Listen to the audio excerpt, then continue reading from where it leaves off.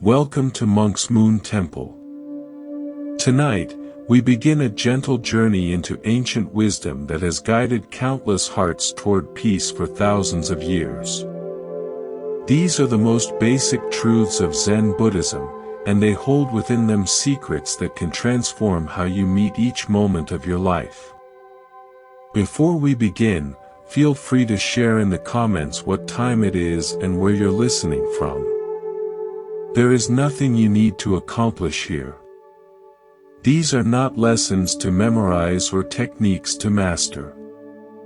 They are simply invitations to see life as it actually is, rather than how we wish it would be. And in that seeing, something shifts, something softens. The ancient teachers found that peace is not something we must create or achieve. It is something we uncover. Like a clear lake that becomes cloudy when stirred, our minds settle naturally when we stop struggling against life as it is. There is nowhere else you need to be. Nothing else you need to do. We will walk together through stories and teachings of people who discovered profound peace. And as we walk, the path itself will teach you what you need to know. Thank you for being here. Let's begin our journey together. The Buddha taught that there are three fundamental characteristics of all existence. Three basic truths that, when truly understood, become gateways to freedom. The first of these truths is impermanence. In the ancient language of the Buddha, this is called anicca. Everything changes. Nothing stays the same. Not for a single moment. This might seem obvious at first. Of course, things change. The seasons turn. Our bodies age. Relationships evolve. We know this intellectually. But knowing something with the mind and understanding it with the whole of our being are two very different things. When we truly see impermanence, not just as a concept, but as the living reality of each moment, something profound shifts inside us. We stop trying to freeze time. We stop exhausting ourselves trying to hold on to what naturally wants to flow.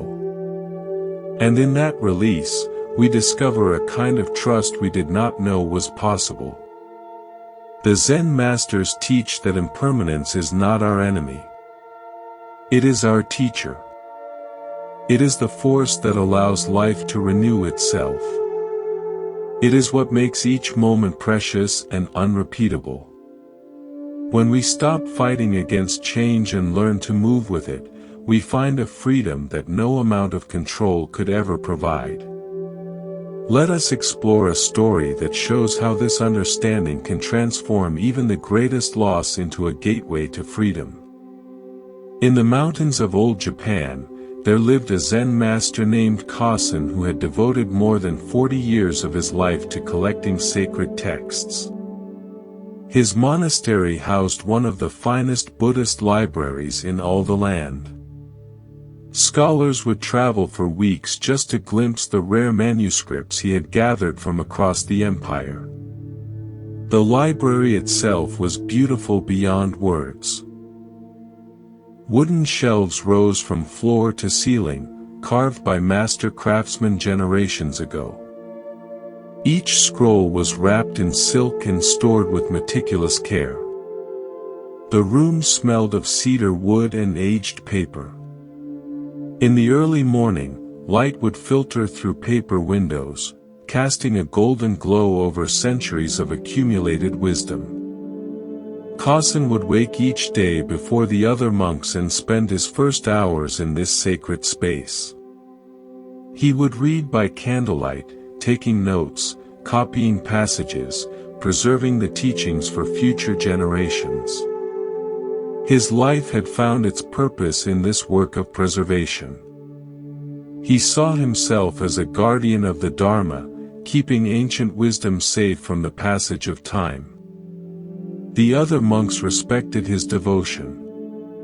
Students would come seeking permission to study in the library, and Kosen would guide them carefully, teaching them how to handle the delicate scrolls, where to find specific teachings, how to understand difficult passages. His knowledge was vast. His dedication was complete. But one autumn night, everything changed. A fire started in the kitchen while the community slept. Fed by strong mountain winds, the flames spread with terrifying speed through the wooden monastery buildings. By the time the monks awoke, smoke filled the halls and flames licked at doorways. They scrambled from their sleeping quarters, helping each other to safety, but there was no time to save anything else. The library burned with particular intensity. All those ancient manuscripts, irreplaceable texts, precious scrolls collected over 4 decades. The dry paper caught fire like kindling. Within minutes, centuries of preserved wisdom turned to ash and smoke. The carved wooden shelves that had held such treasures became fuel for the hungry flames. As dawn broke over the smoking ruins, the monks gathered in the courtyard. Their home was gone. Everything they had known was destroyed. They stood together in shocked silence, watching gray smoke rise from the blackened remains of their monastery. The younger monks looked around for their teacher, expecting to find him devastated by this immense loss. Master Kosen had poured his entire adult life into that library. Surely such destruction would break his heart. But when they found him, he was sitting calmly on a large stone near the temple gate. He was watching the smoke rise with eyes that held no trace of anger or despair. His face showed a peace that seemed impossible given what had just happened. One young monk could not contain his confusion. He approached his teacher with tears still wet on his cheeks. "Master," the student said, his voice breaking. "How can you sit so peacefully? Everything is gone. All those precious teachings you spent your life collecting. 40 years of work vanished in a single night. How can this not break your heart?" Kosen looked at his young student with eyes full of gentle understanding. He patted the stone beside him, inviting the monk to sit. "My dear friend," Kosen said softly. "Those books contained beautiful words about truth. The finest explanations of the Dharma ever written. But they were not truth itself. They were fingers pointing at the moon. And I had become so focused on protecting those fingers that I sometimes forgot to look at the moon they were pointing toward." The young monk shook his head. "But Master, all that wisdom is lost now. Future students will never be able to read those texts. Centuries of teaching gone forever." Kosen smiled, and in that smile was something the student had never seen before. A lightness, a freedom. "The fire has given us a great teaching," the master said. "It has shown us what can be destroyed and what cannot. Paper burns. Wood burns. Buildings fall. But the truth those texts pointed toward cannot be touched by fire. It lives here." He touched his own chest. "And here." He touched the student's chest. The Dharma was never in the library. It was always in us, waiting to be lived rather than merely preserved. He stood slowly and looked out at what remained of the monastery. The other monks were beginning to gather their few remaining possessions, starting to think about rebuilding. Yesterday I was a keeper of books, Kosen said. Today I am simply a teacher. Yesterday I worried about preserving old words. Today I am free to embody their meaning directly. The fire has not taken anything away. It has revealed what was always here. In the days that followed, something remarkable happened. Without his vast library to manage and protect, without ancient texts to study and preserve, Master Kosen's teaching became more direct and powerful than it had ever been. Students who came expecting to study old manuscripts instead met a living embodiment of the wisdom those texts had tried to capture. The Master had discovered something profound. His attachment to preserving the Dharma had, in subtle ways, prevented him from fully expressing it. The fire had freed him from being a curator of truth and allowed him to become truth itself. This story shows us something important about the nature of change. Master Kosen's library was precious to him. He had devoted his life to its care.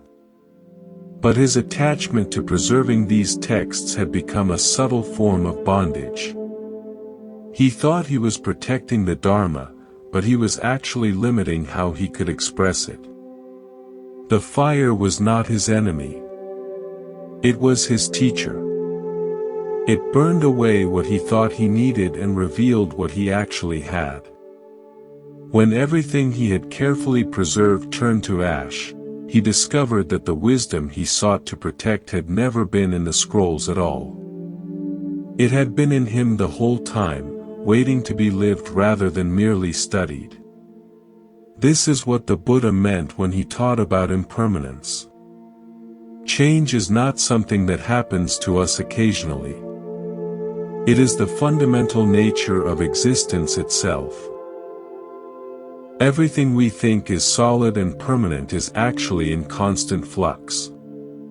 Our bodies, our possessions, our relationships, our circumstances. All of it is flowing, transforming, becoming something else.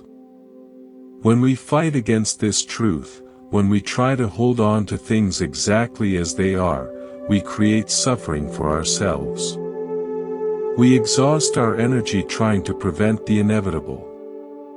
But when we understand that change is not our enemy, but the very force that allows life to renew itself, we can finally relax. We can appreciate what we have while we have it and release it gracefully when it changes form.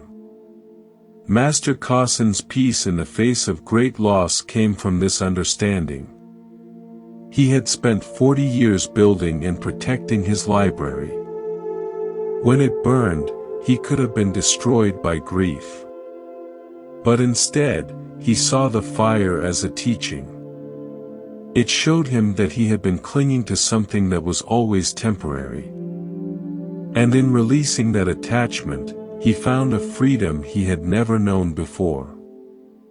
The teaching of impermanence invites us to live with open hands, to love deeply without grasping, to care for things while knowing they will not last forever. This is not about becoming cold or indifferent. It is about loving so completely that we want what is best for whatever we love, even if that means letting it change and transform. When we truly understand that everything changes, we stop trying to freeze time. We stop exhausting ourselves trying to prevent the inevitable. Instead, we learn to appreciate what is here right now, knowing that this moment is precious exactly because it will not come again.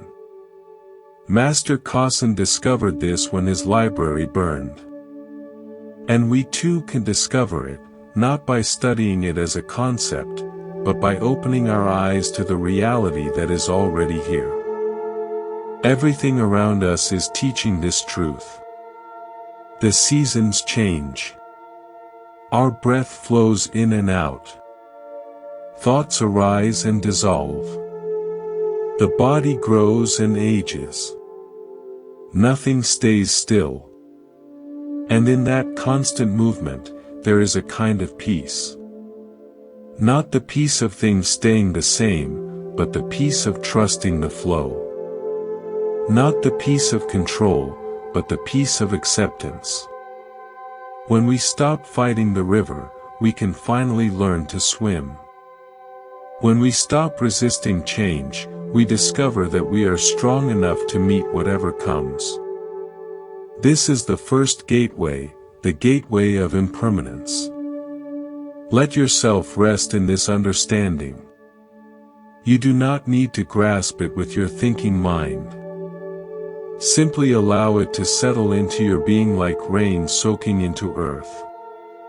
The truth of change is already working in you, already transforming you, already guiding you toward the freedom that comes from seeing life as it actually is. As we move forward in our journey together, this understanding of impermanence will continue to unfold, revealing deeper layers of wisdom. But for now, simply breathe. Simply be. Let yourself be carried by the flow of this moment, trusting that everything is exactly as it needs to be. The second basic truth that the Buddha taught is perhaps the most misunderstood. In the ancient language, it is called dukkha. This word is often translated as suffering, but it means something broader and more subtle than that. Dukkha points to the way life includes difficulty, disappointment, and pain as part of its natural fabric. It is the truth that things do not always go according to our wishes. That our human hearts are tender and can be hurt. When we first hear this teaching, it can sound pessimistic. Life includes suffering. This seems like dark news. But the Buddha was not teaching pessimism. He was teaching honesty. He was inviting us to stop pretending that life should be free of difficulty and to start meeting it with open eyes and an open heart. And here is the remarkable thing. When we stop running from pain, when we stop pretending it should not be there, something beautiful happens. Our hearts naturally open. The very suffering we tried to avoid becomes the doorway to compassion, to kindness, to a tenderness that embraces all of life, both the joy and the sorrow. The Zen masters teach that our difficulties are not obstacles to awakening. They are the path itself. When we meet our pain with gentle awareness, when we stop judging ourselves for hurting, when we extend understanding to others who are struggling, we discover that the tender heart is also the wise heart. The compassionate heart is also the peaceful heart. Let us explore a story that shows how meeting suffering with understanding can transform what seems like harm into healing. In a small village, there lived a baker named Kenji who was known throughout the region for his kind heart and generous spirit. Every morning before dawn, he would light his ovens and begin preparing fresh bread for the day. The smell of baking would drift through the narrow streets, waking people gently and filling them with anticipation for the warm loaves they would buy. Kenji had a simple practice that he had followed for many years. He would always bake a few extra loaves each day and leave them on a wooden shelf outside his shop. A small sign hung above the shelf that read, "For those who need them." Travelers, poor families, anyone who was hungry could take what they needed without having to ask or explain their circumstances. This small act of kindness was simply part of how Kenji lived. But one harsh winter, when snow lay thick on the ground and food became scarce throughout the region, desperate times came to the village. A group of men who had lost their work at a distant mine found themselves with no means to feed their families. They had tried begging, but the villagers themselves had little to spare.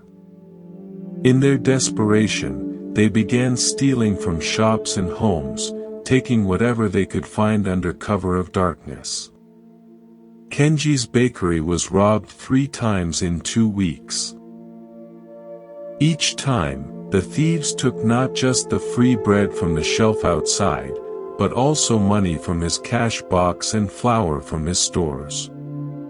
The 3rd time, they also broke several of his baking tools and overturned his carefully organized workspace, perhaps in frustration at finding less money than they had hoped. The other villagers were outraged on Kenji's behalf. They came to his shop with anger in their voices. "You must stop leaving bread outside," they told him. "You are just encouraging them. Put bars on your windows. Get a large dog to guard your shop at night. Show these criminals that you will not be an easy target." But Kenji continued his practice. Each morning he would arrive to find his shop disturbed, sometimes damaged.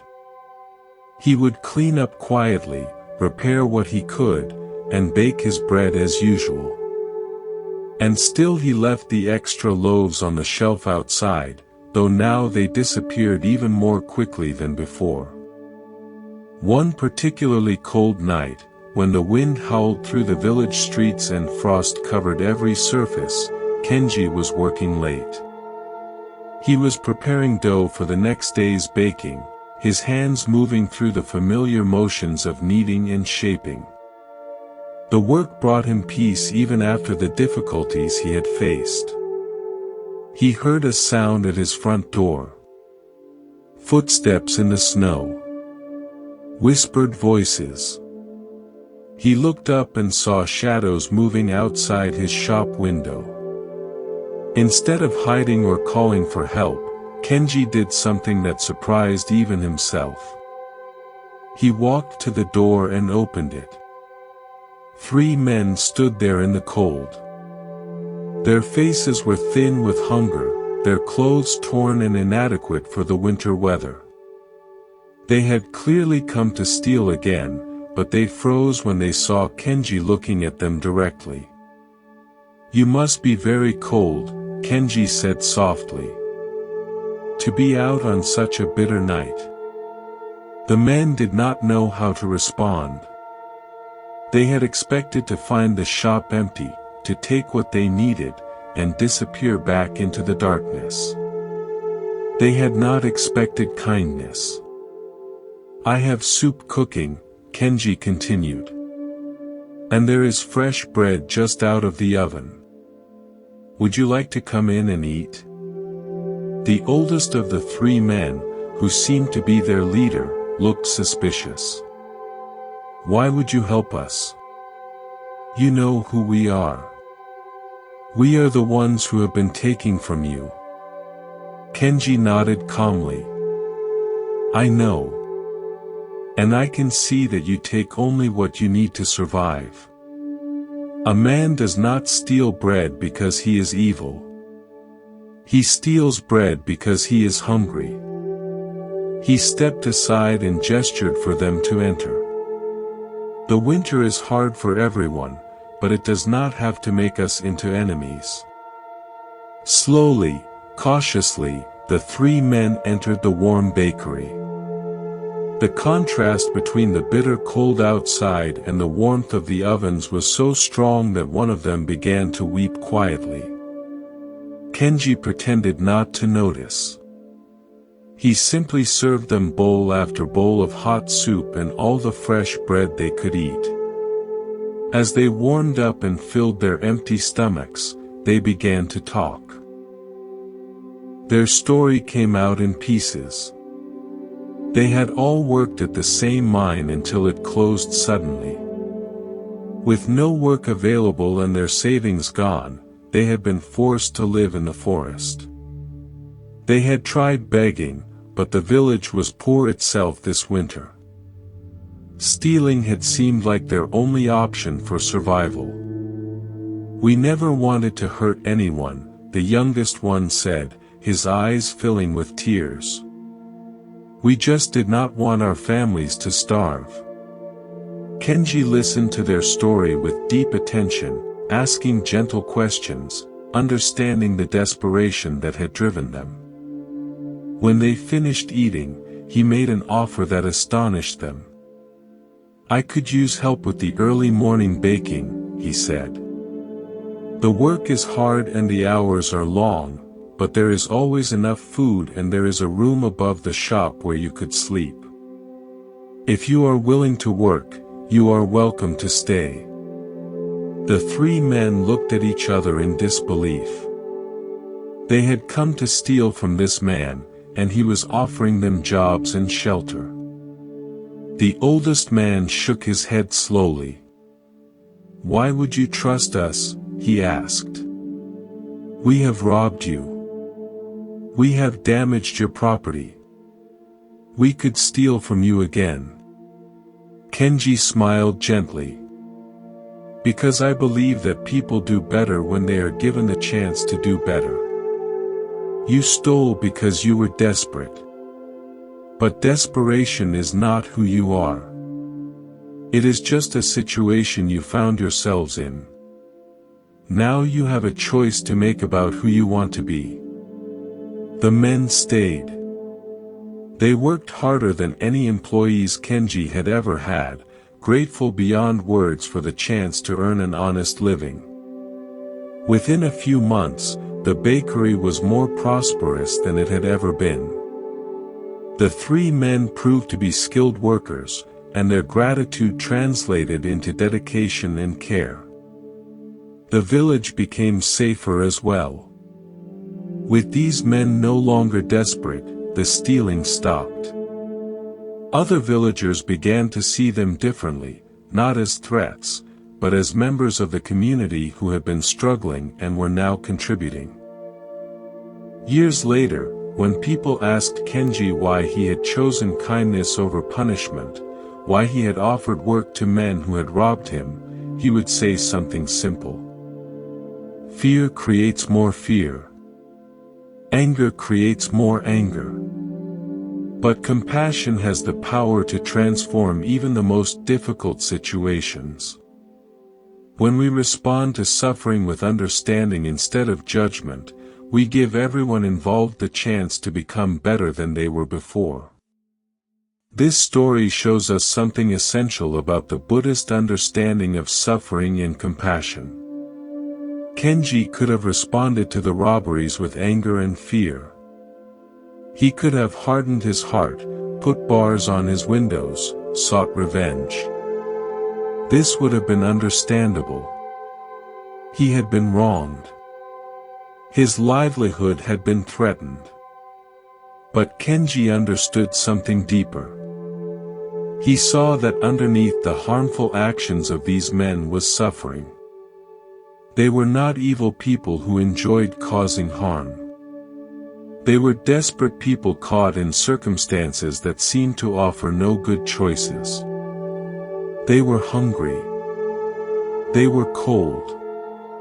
They were afraid for their families. When Kenji met their actions with compassion instead of anger, he created the conditions for transformation. He did not excuse what they had done. He did not pretend that stealing was acceptable. But he looked past the behavior to see the pain that was driving it. And in seeing their suffering clearly, he was able to respond with wisdom rather than react with fear. This is what the Buddha meant when he taught about dukkha and compassion. Suffering is part of the human experience. All beings experience pain, fear, and difficulty. When we can see this clearly, when we understand that harmful behavior often comes from a place of hurt, we naturally feel compassion arise, not as something we force ourselves to feel, but as the natural response of a heart that truly understands. Kenji's compassion was not weakness. It was strength. It took courage to open his door to men who had robbed him. It took wisdom to see past his own anger and fear to recognize their desperation. And it took confidence in his own understanding of human nature to offer them a second chance. The transformation that followed was not magic. It was the natural result of meeting suffering with understanding. The men were not bad people who needed to be punished. They were struggling people who needed support and opportunity. When they received compassion instead of condemnation, they were able to show who they truly were beneath the desperation. This teaching about compassion extends in all directions, outward toward others who are struggling, but also inward toward ourselves. This brings us to another dimension of this gateway to freedom. There was once a young woman named Mika who came to study at a mountain temple renowned for its meditation practice. She had heard stories of monks who could sit in perfect stillness for hours, their minds clear and peaceful. She wanted desperately to achieve this same level of spiritual attainment. Mika threw herself into the practice with fierce determination. She would rise at 3 o'clock in the morning to meditate before the other students awakened. She would sit through meals in silence, barely eating, focused entirely on her spiritual progress. She pushed herself to meditate for longer periods than anyone else, often sitting until her legs went completely numb and her back ached with pain. But instead of the peace and clarity she sought, Mika found her mind becoming more agitated than ever before. During meditation, instead of gently observing her thoughts, she would attack each wandering thought with harsh criticism. Focus, she would command herself. Stop being so weak. Other students can do this easily. What is wrong with you? When her meditation felt scattered, she would punish herself by skipping meals or adding extra hours of sitting. When she felt drowsy during practice, she would scold herself for being lazy. Her inner dialogue became a constant stream of judgment and disappointment. After months of this harsh treatment, Mika was more miserable than when she had arrived. Her body was thin from skipping meals.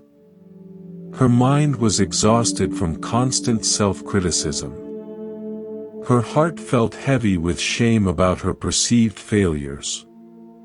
One morning, after a particularly difficult meditation session where she had berated herself for every wandering thought, Mika went to the temple's small garden to be alone.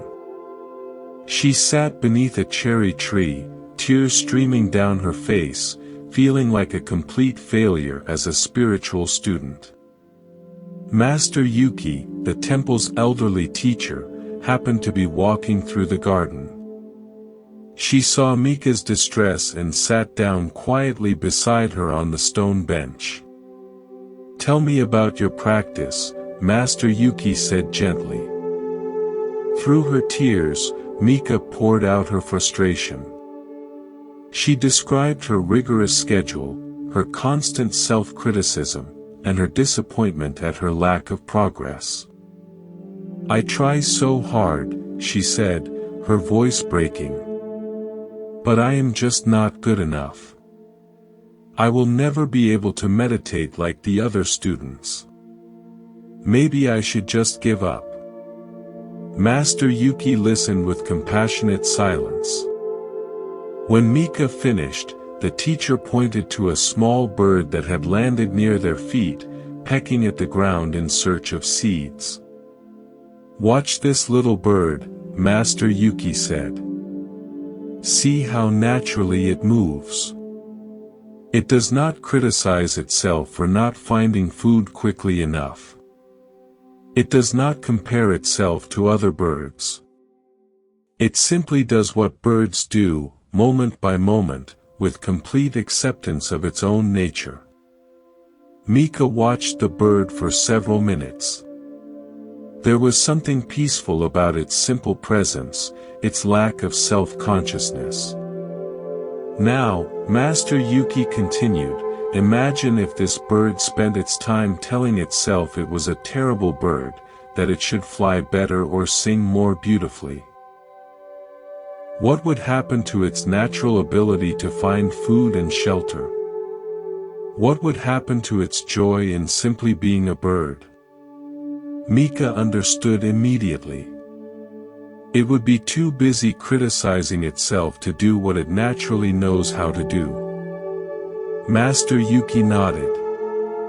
You came here to learn peace and compassion. But the first place to practice these qualities is with yourself. How can you offer kindness to others if you show nothing but harshness to your own heart? How can you find peace in meditation if you are at war with your own mind?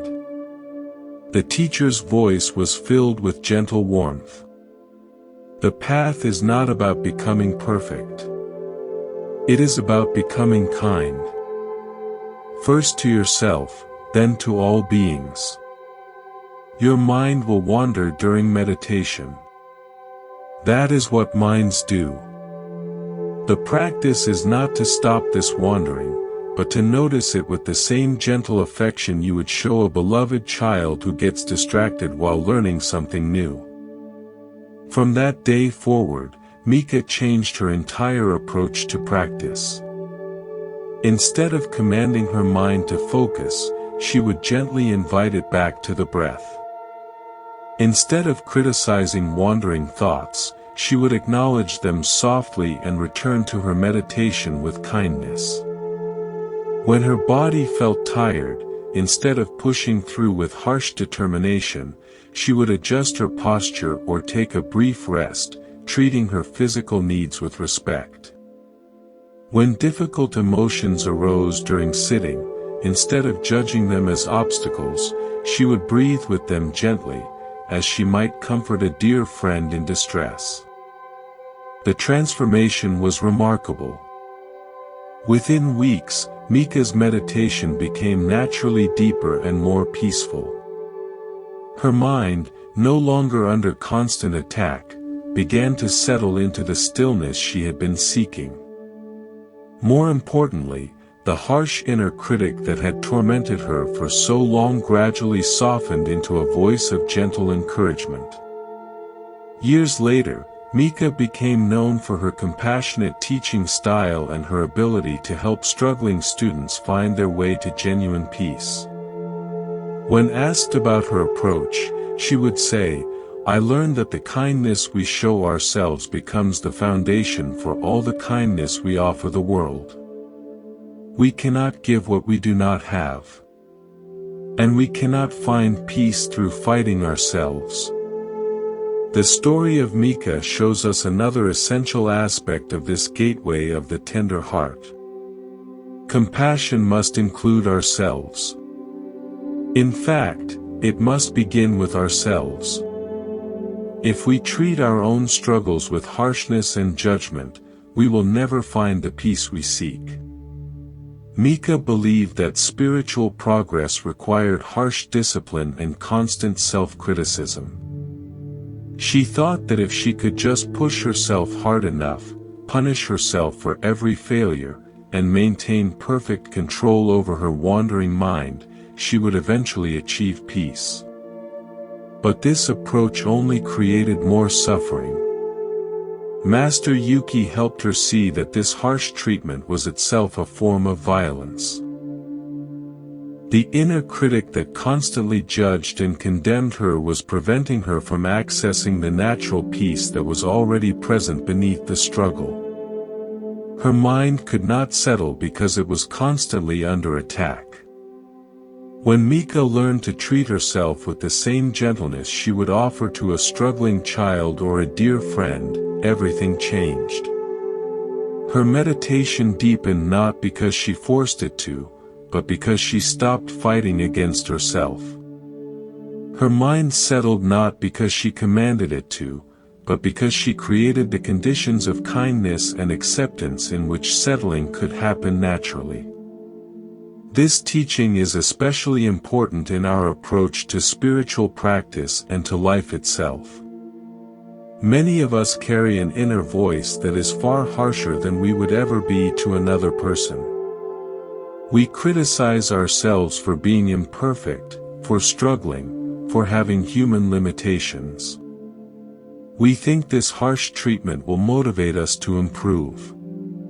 But it does the opposite. It exhausts us and prevents us from accessing our natural wisdom and capacity for peace. The Buddha taught that all beings deserve compassion, and this includes ourselves. Our struggles are not evidence of failure. They are evidence of being human. Our imperfections are not obstacles to awakening. They are the very ground in which awakening grows.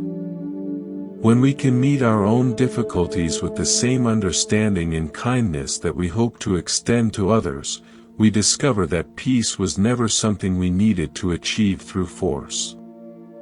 It was always available, waiting for us to stop fighting and simply allow it to be here. This gateway of the tender heart, this understanding of dukkha and compassion, transforms everything about how we meet life's difficulties. We stop seeing our struggles as evidence that something is wrong with us. We stop treating pain as an enemy to be defeated. Instead, we begin to understand that our capacity to suffer is also our capacity to love, that our tender hearts, which can be hurt, are also the hearts that can open to all beings with understanding and care. When Kenji looked at the men who had robbed him, he saw their suffering clearly. This seeing naturally gave birth to compassion. When Mika learned to look at her own struggles with gentleness rather than judgment, she found the peace she had been seeking through harsh discipline. Both of them discovered that the tender heart is not weak. It is profoundly strong because it is willing to feel, to understand, to remain open even in the face of difficulty. This is the second gateway, the gateway of the tender heart. It invites us to stop running from suffering and to start meeting it with wise compassion. Not because we want to suffer, but because we understand that pain is part of life and that our response to pain determines whether it becomes a doorway to freedom or a prison of isolation. The third basic truth that the Buddha taught is perhaps the most subtle and the most freeing. In the ancient language, it is called anatta. This word is often translated as no self or emptiness. But these translations can sound confusing or even frightening. What does it mean to have no self? Are we being asked to disappear? But anatta points to something gentler and more liberating than these words suggest. It means that we are not as separate as we think we are. That the boundaries we draw between ourselves and the world are not as solid as they appear. That the fixed identity we cling to, the story we tell about who we are, is not the deepest truth of our being. When we truly see this, when we recognize that we are not isolated islands but part of the vast flowing river of life, something relaxes inside us. The burden of having to be somebody, of having to maintain a particular identity, begins to lift. We discover a spaciousness, a freedom that comes from no longer being trapped in narrow definitions of who we think we must be. The Zen masters teach that much of our suffering comes from defending and maintaining a sense of separate self.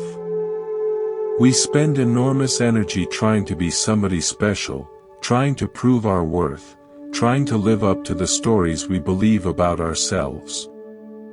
But what if the peace we seek lies not in becoming someone better, but in recognizing the freedom that exists beyond all these identities? Let us explore a story that shows how releasing our grip on limited self-definition can open us to a much larger truth. In the mountains above a small village, there lived a woodcutter named Dai who had spent his entire life among the trees. Every morning for 40 years, he would climb the steep forest paths with his axe, select the right trees for cutting, and spend a day splitting wood. Every evening he would return home tired and satisfied with his simple work. Dai thought of himself in very simple terms. When people asked what he did, he would say, "I cut wood. That is all I know." He was not educated like the village scholars who could read ancient texts. He was not wealthy like the merchants who traveled to distant cities. He was not skilled in arts or crafts like the makers of pottery and cloth. He was just a woodcutter, nothing more. One day, while working deep in the forest, Dai heard voices calling out. Following the sounds, he discovered a group of monks who had become lost while traveling between monasteries. There were 15 of them sitting by a small stream, looking worried and uncertain about which direction to go. Their leader, an elderly abbot, approached Dai with relief visible on his face. "Excuse me, friend," the abbot said respectfully. "We have been walking for 2 days and cannot find our way back to the main path. Do you know these mountains well?" Dai nodded. "I have been walking these paths since I was a boy. I know every tree and stream." The abbot's face brightened. "Could you possibly guide us back to the road that leads to Zenzen Temple? We would be deeply grateful for your help." Dai agreed immediately, though it meant leaving his work for the day. He led the group through what seemed to them like unmarked wilderness, but to him were familiar paths as clear as the roads through the village.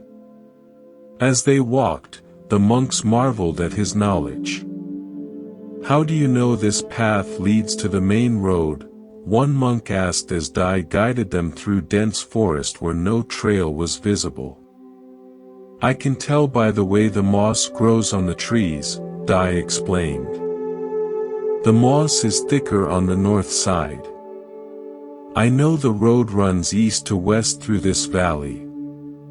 Also, if you listen carefully, you can hear the river that runs beside the road." The monks listened but could hear only forest sounds.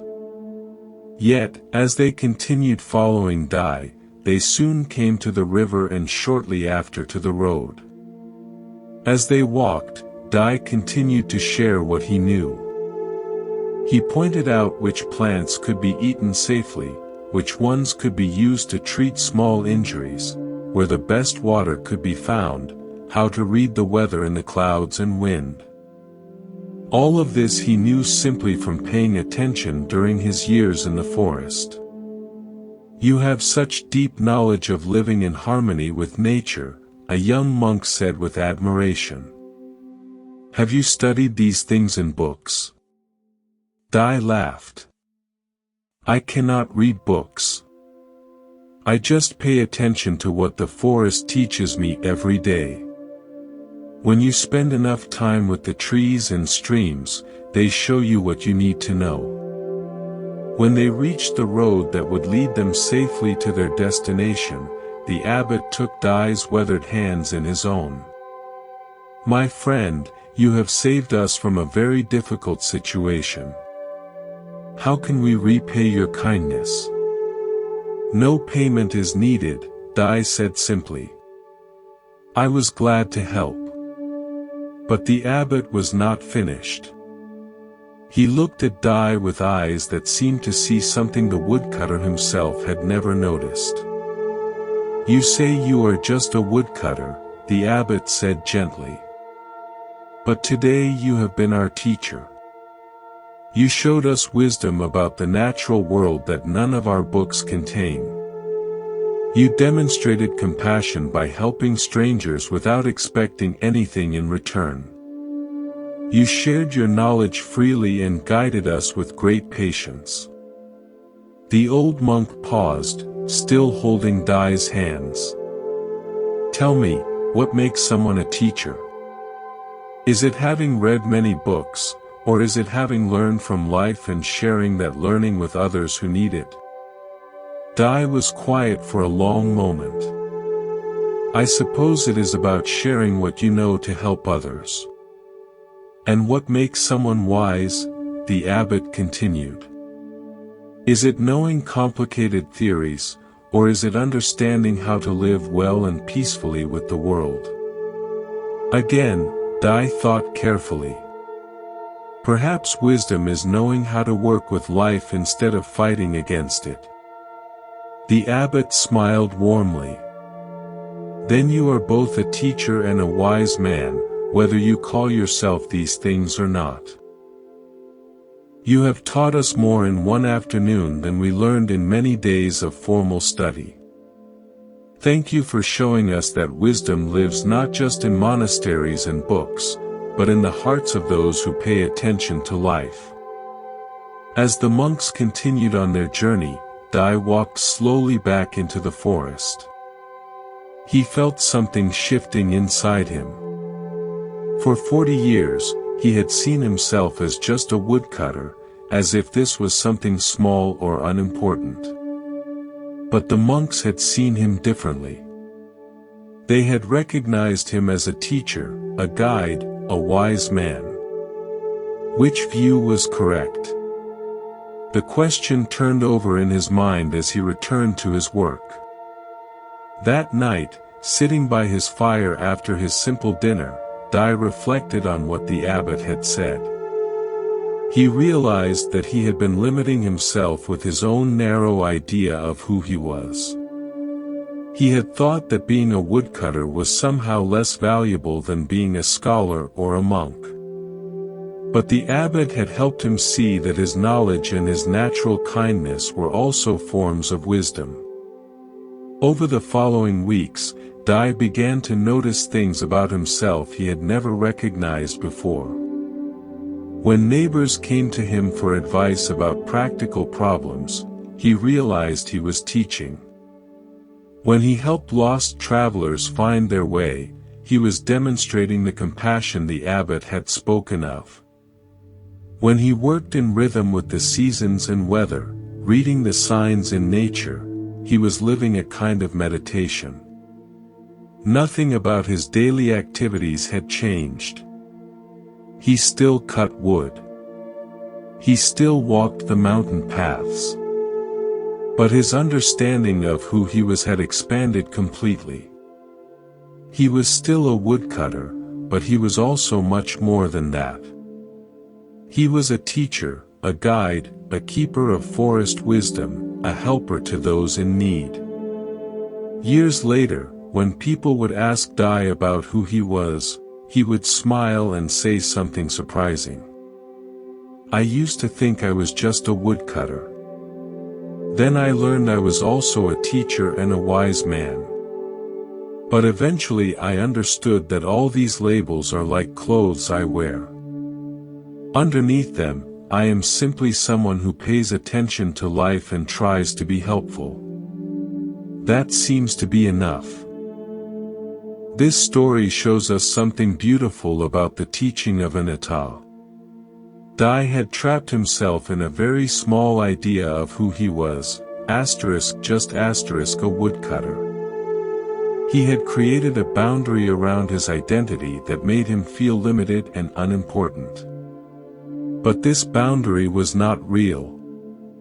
It was just a story he had been telling himself. When the abbot helped him see beyond this narrow definition, Dai discovered that he was much more than the label he had accepted.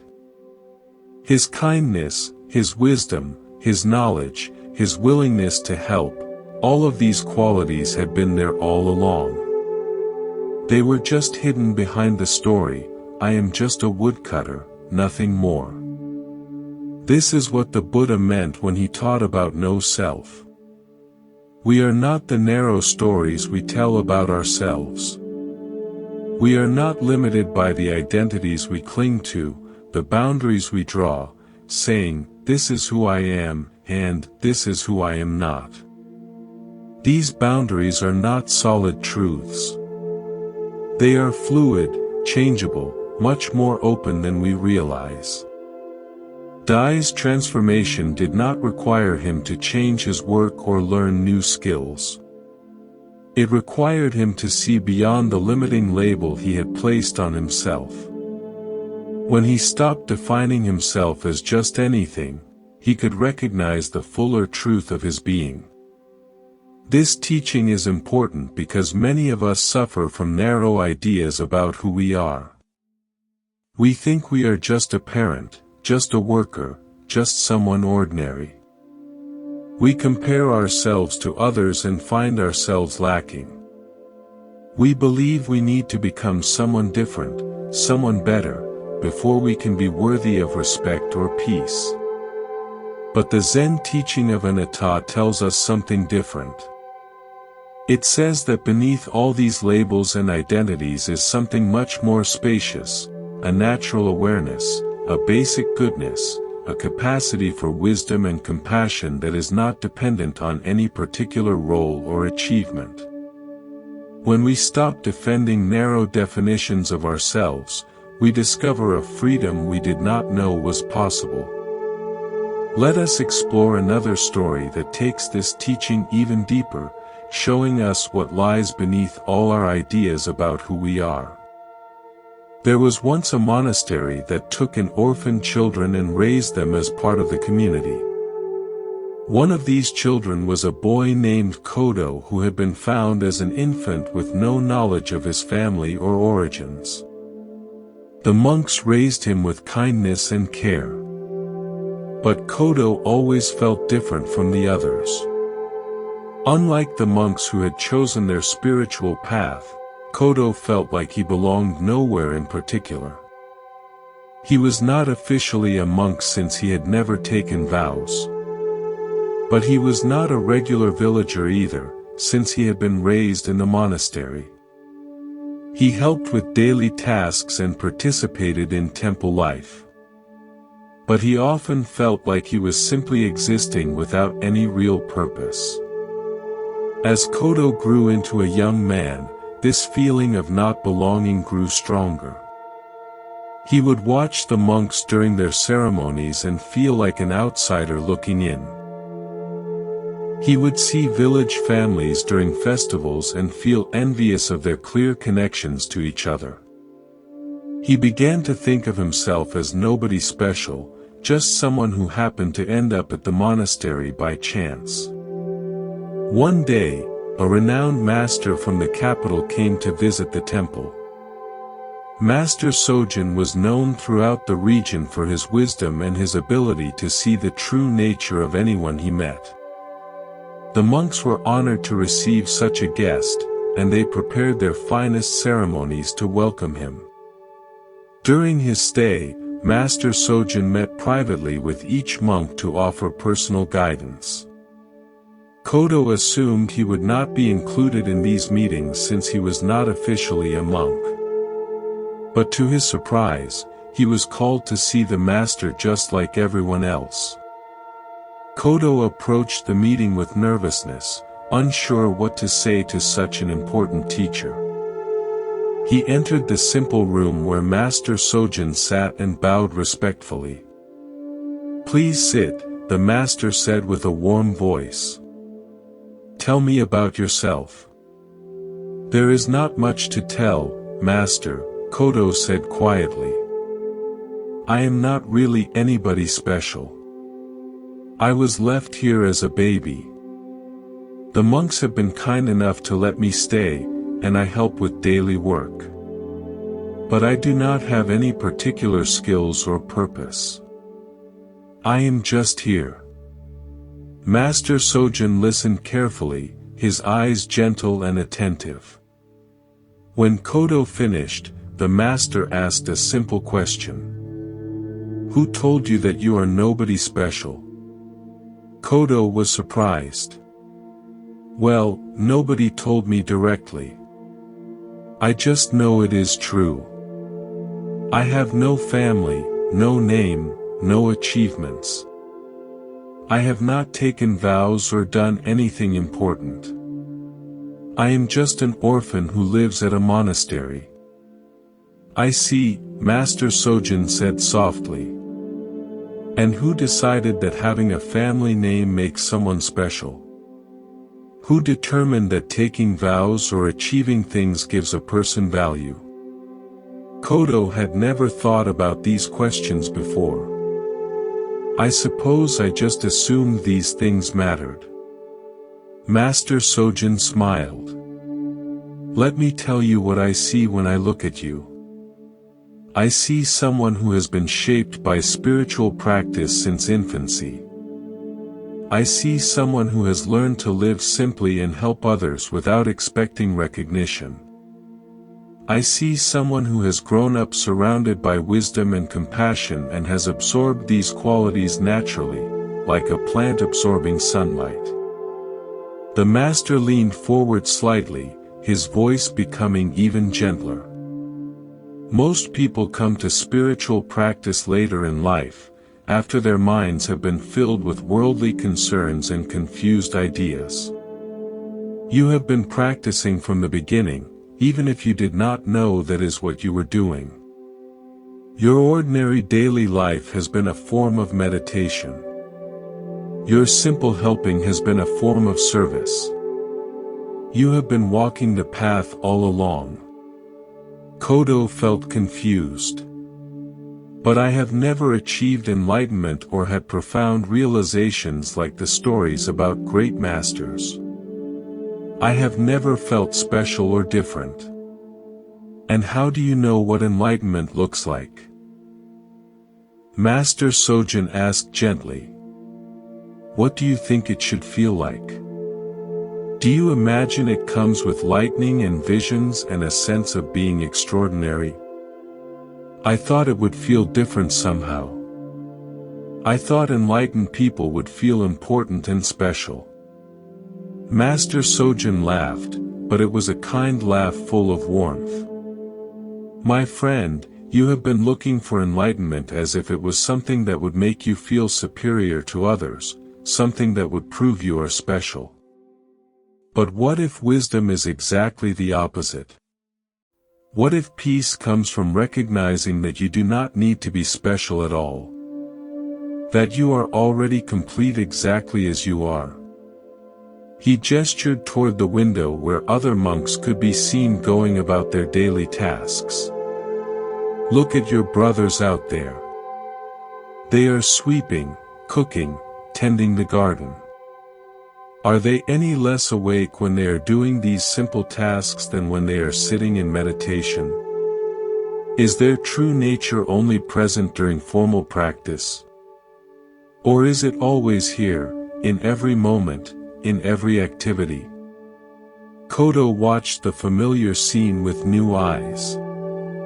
He began to understand what the master was pointing toward. The Buddha nature you have been seeking, Master Kosen continued, is not hidden inside you, waiting to be discovered through special achievements. It is what has been looking through your eyes your entire life. It is what has been present during every moment of simple kindness, every act of helping, every instant of attention to your daily work. Master Kosen stood and placed a gentle hand on Kodo's shoulder. You came here telling me you are nobody special. And in one way, you are absolutely right. You are not special in the way the small self wants to be special. You are not important in the way the mind wants to be important. But this ordinariness that you are disappointed by is actually your greatest gift. You have lived your whole life without the burden of trying to become someone impressive. And because of that, you have remained naturally yourself. That evening, as Kodo went about his usual tasks of helping with dinner and cleaning up, everything felt both exactly the same and completely different. He was still doing the same simple work, still living the same quiet life. But he was no longer waiting for something else to happen. He was no longer looking for a different identity or a special achievement to make him feel valuable. He realized that the seeking itself had been the only thing preventing him from recognizing what was already here. His true nature had been present all along, not hidden, but so obvious that he had overlooked it while searching for something more impressive. The story of Kodo reveals the deepest aspect of the teaching of no self. We often think we need to become someone special, achieve something important, or have dramatic spiritual experiences to be complete. But the truth is the opposite. Our true nature is already here, not as something extraordinary, but as the ordinary awareness that experiences life moment by moment. Kodo's struggle was not that he lacked something. It was that he had convinced himself he was lacking. He had created an identity based on not having a family name, not having taken vows, not having achieved anything notable. This negative identity was as much a prison as a positive one would have been. Either way, he was trapped in stories about who he was or was not. Master Kosen helped him see that all these stories, positive or negative, are just stories. They are not the truth of what we are. Beneath the orphan, beneath the helper, beneath all the labels and roles, there is simply awareness itself, simply being. And this being is already complete, already whole, already at peace. This is perhaps the most liberating teaching in all of Buddhism. We do not need to earn our worth through accomplishments. We do not need to prove we are special through achievements. We do not need to become someone different before we can rest in peace.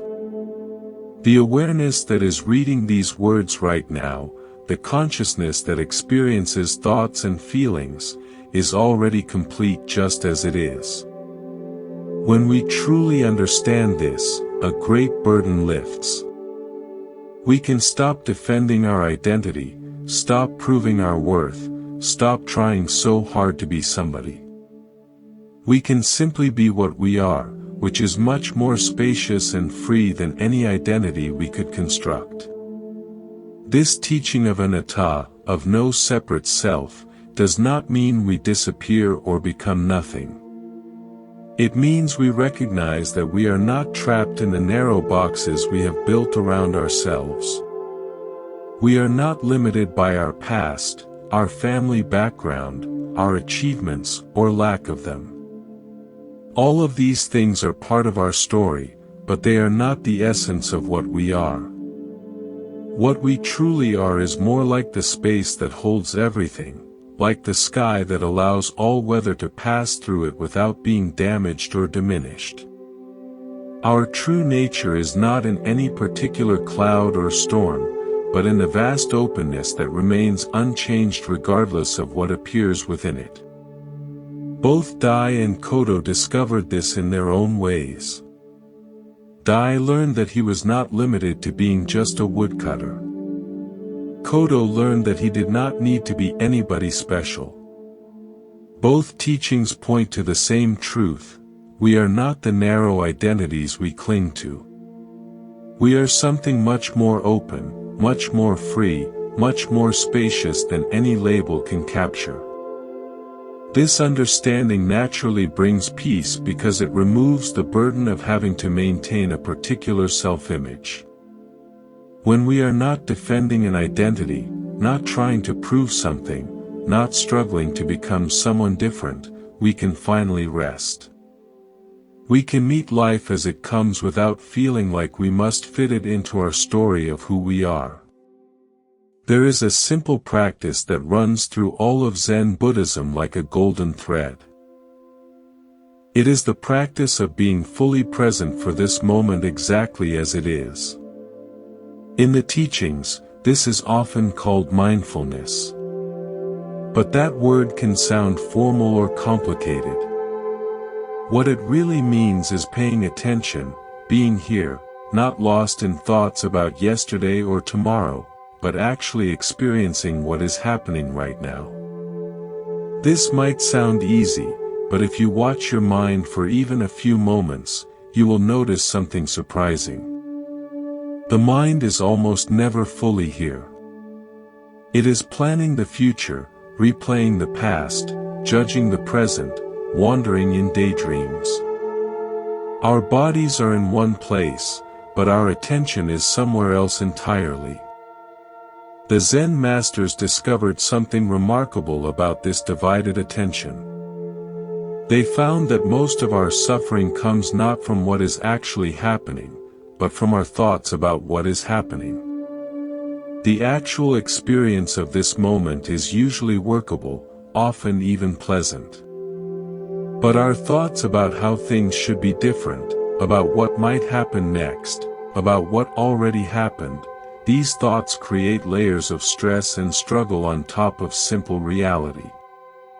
When we learn to be fully present, even for brief moments, something shifts. The racing mind settles like dust settling in still water. The body relaxes, and we discover that this moment, met with full attention, contains a completeness we had been missing while we were lost in thought. Let us explore a story that shows how learning to be truly present can transform even the simplest activities into sources of deep peace. In a distant province, there lived a tea merchant named Taro who traveled from village to village selling fine teas from mountain gardens. His cart was filled with carefully wrapped packages of green tea, black tea, and rare flowering teas that bloomed like small miracles when steeped in hot water. Taro took great pride in his knowledge of tea and his ability to match each customer with the perfect blend for their taste. But Taro had a problem that troubled him deeply. His mind was always somewhere else. While walking through one village, he would be thinking about the next village he needed to reach. While talking with customers about tea, he would be calculating profits or worrying about tomorrow's weather. While eating his evening meal, he would be planning the next day's route or replaying conversations from earlier. This constant mental activity made Taro feel exhausted and scattered. He would often arrive in a new village and realize he could not remember anything about the journey there. He would finish conversations with customers and immediately forget their names or what they had purchased. His life felt like a blur of constant motion without any real satisfaction.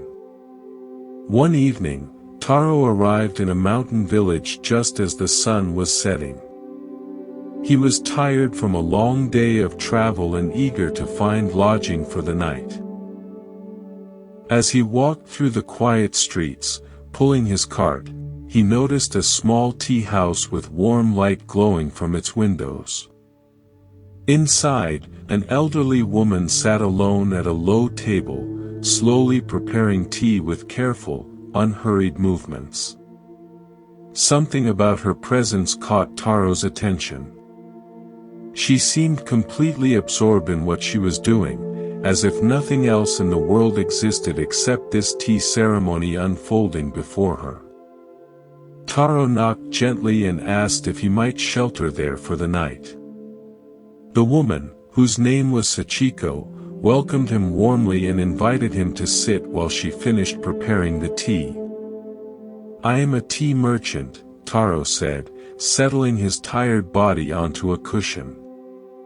"I have teas from all over the region. Perhaps you would like to try some of my finest varieties." Sachiko smiled gently and continued her slow, meditative movements. "Thank you for your generous offer," she said. "But first, would you join me in drinking this tea I have already prepared? It is just simple green tea, nothing special." Taro agreed, though he was curious to show off his premium selections. Sachiko poured the tea into small, humble clay cups and placed one before Taro. Then she lifted her own cup with both hands and took a slow, appreciative sip. Taro lifted his cup and took a quick drink, ready to comment on the quality and suggest improvements. But before he could speak, Sachiko asked quietly, "What did you taste?" The question surprised Taro. "Well, it is green tea. Decent quality, though I have much better varieties in my cart. The leaves could be picked earlier in the season for a more delicate flavor, and the water temperature might have been—" "No," Sachiko interrupted gently. "I did not ask you to analyze or compare. I asked what you tasted right now in your mouth. What do you actually taste?" Taro paused, confused. He lifted the cup again and took another sip, this time trying to focus on the actual sensations. But his mind immediately began its familiar pattern of comparison and evaluation, thinking about other teas he had tasted, judging this one against his mental standards. "Try once more," Sachiko suggested. "But this time, drink as if you have never tasted tea before, as if this is the first sip of tea in your entire life." Taro found this instruction strange, but something in the woman's peaceful presence made him want to try. He lifted the cup very slowly and took the smallest possible sip. Instead of thinking about the tea, he tried to simply experience it. For the first time, he noticed the warmth spreading across his tongue. He felt the subtle bitterness that made his mouth feel slightly dry. He detected a hint of sweetness that appeared after the initial taste faded. There was an earthy quality that reminded him of morning mist over mountain forests. "Now, what did you taste?" Sachiko asked. "I actually tasted the tea," Taro said, surprised by his own response. "Not my thoughts about the tea, but the tea itself." Sachiko nodded with approval. Most people spend their whole lives drinking tea without ever really tasting it. They are so busy thinking about the tea, comparing it to other teas, judging whether they like it or not, that they miss the direct experience of drinking. She poured him another cup. "Try again. This time, also notice what it feels like to hold the warm cup in your hands. Notice the sensation of swallowing. Pay attention to the steam rising from the surface." Taro spent the next hour drinking tea with a level of attention he had never experienced before. Each sip became a small meditation. He noticed how his breathing naturally slowed when he focused completely on what was happening. His racing thoughts settled into quiet appreciation for this simple activity. "This is how I learned to find peace," Sachiko told him as the evening grew late. "Not by changing my circumstances, but by showing up fully for whatever was already here. I have been making tea in this same simple way for 30 years. And I discover something new every single time because I am truly present for the experience." That night, Taro slept more deeply than he had in months. The next morning, as he prepared to continue his journey, he found that everything felt different. As he loaded his cart, he noticed the weight and texture of each package. As he walked through the village, he heard birds singing that he had never noticed before. The morning air felt fresh and alive against his skin. From that day forward, Taro's approach to his work completely changed. Instead of rushing through his days with his mind elsewhere, he began to practice what Sachiko had shown him. When talking with customers, he listened fully to their words instead of planning his next sales pitch. When walking from village to village, he noticed the changing landscape, the feel of his feet on the path, the rhythm of his breathing. This simple shift in attention transformed not only Taro's experience of his work, but also his success as a merchant. Customers began seeking him out because they felt truly heard and understood when they talked with him.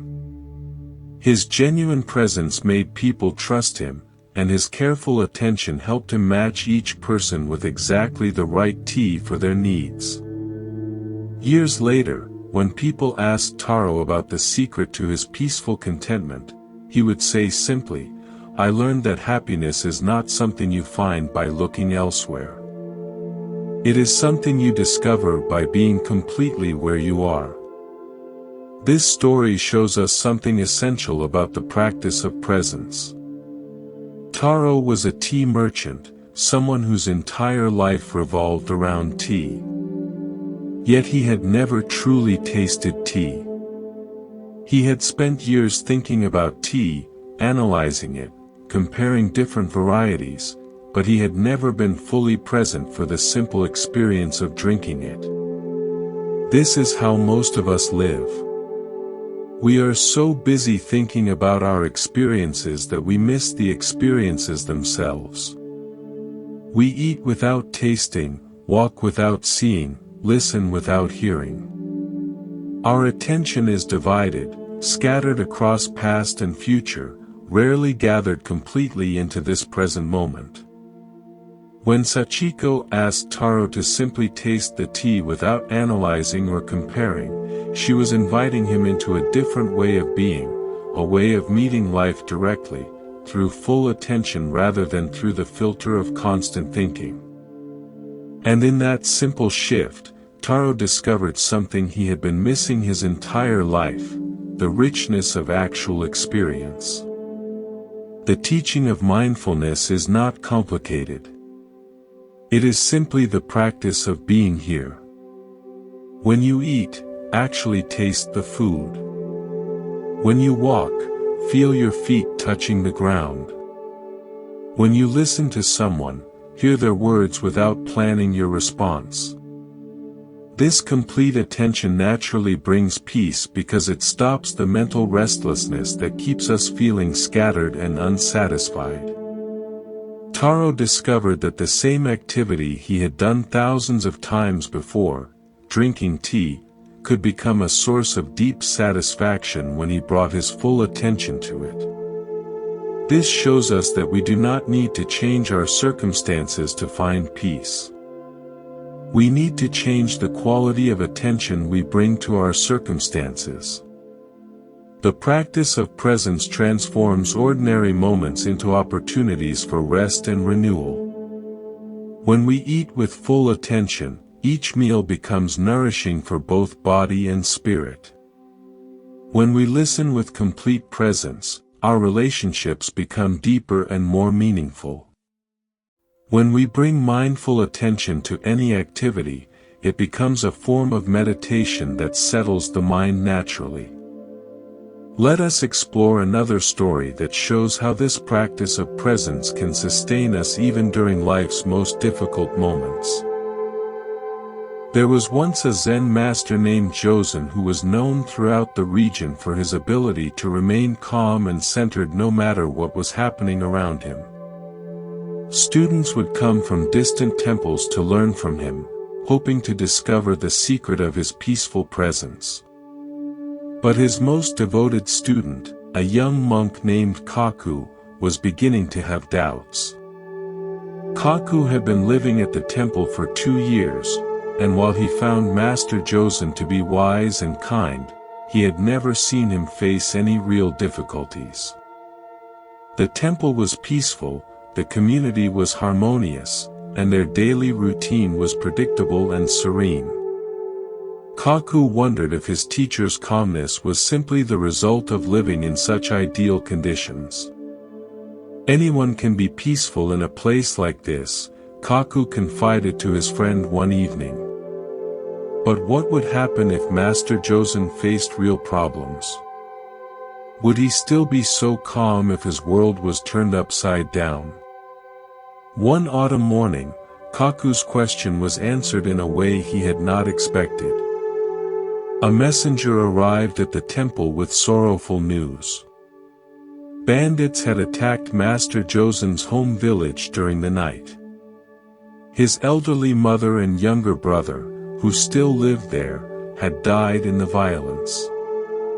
The family home where Kosen had grown up had been burned. Kaku watched his teacher's face carefully as he received this news.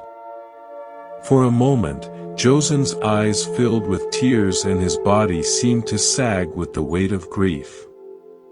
But then something remarkable happened.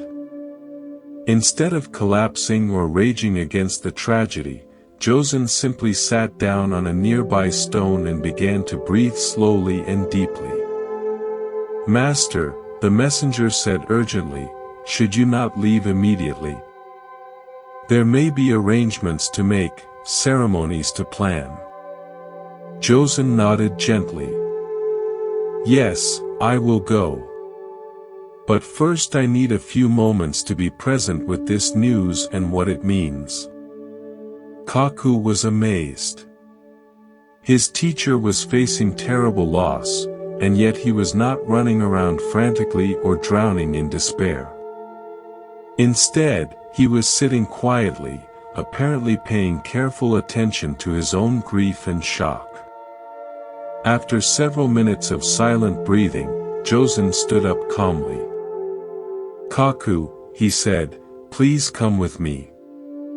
We will travel to my village together."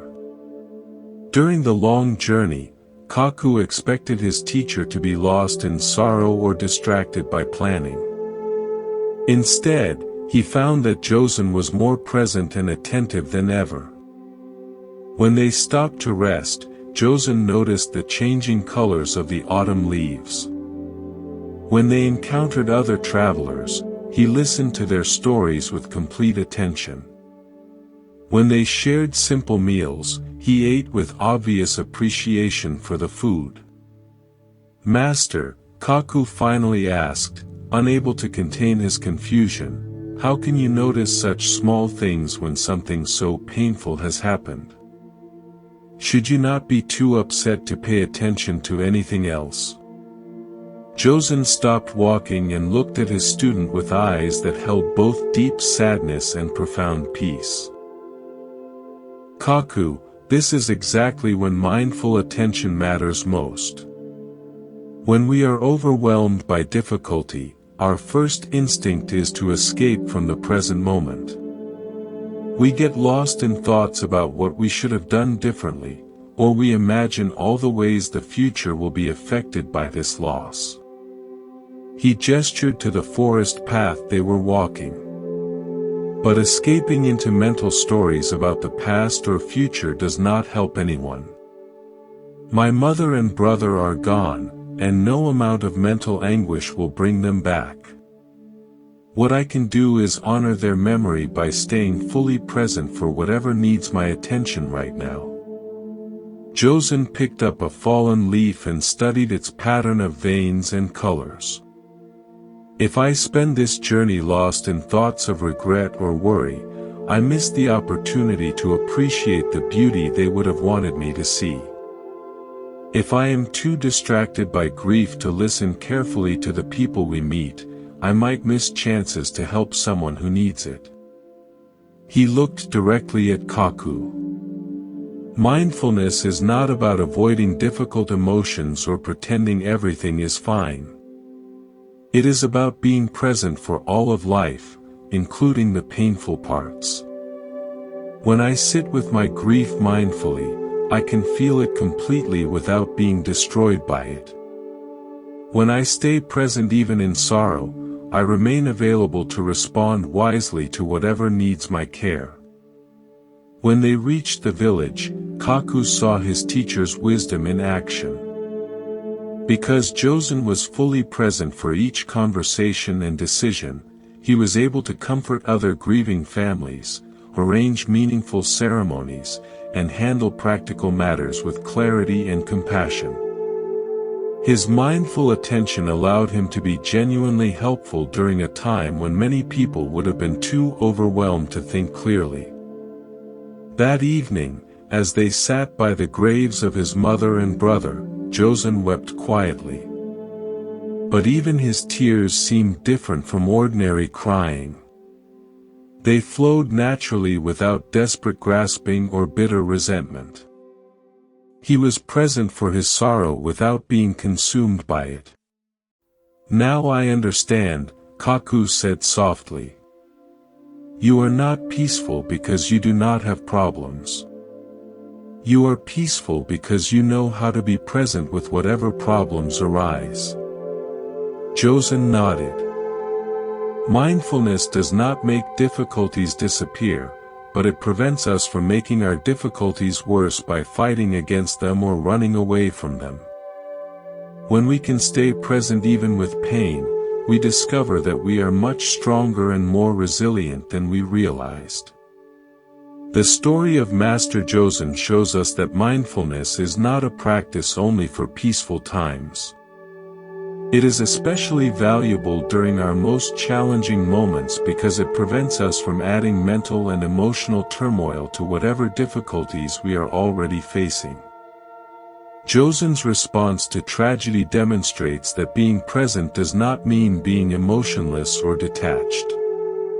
He felt his grief fully but did not get lost in it. He experienced his sorrow without letting it take over his entire being. This is the balance that mindfulness offers, neither suppressing our emotions nor being overwhelmed by them. When we face loss, disappointment, or crisis, our minds often make things worse by spinning stories about how terrible everything is, how unfair life is, or how we will never recover. These mental additions to our actual experience create much more suffering than the original difficulty ever could. Mindful presence offers a different way to meet hardship. Instead of fighting against painful emotions or drowning in them, we can learn to be present with them. When we breathe with our sadness instead of resisting it, when we acknowledge our fear without being controlled by it, we discover that we can handle much more than we thought possible. Young Kaku expected that true peace would mean never facing problems.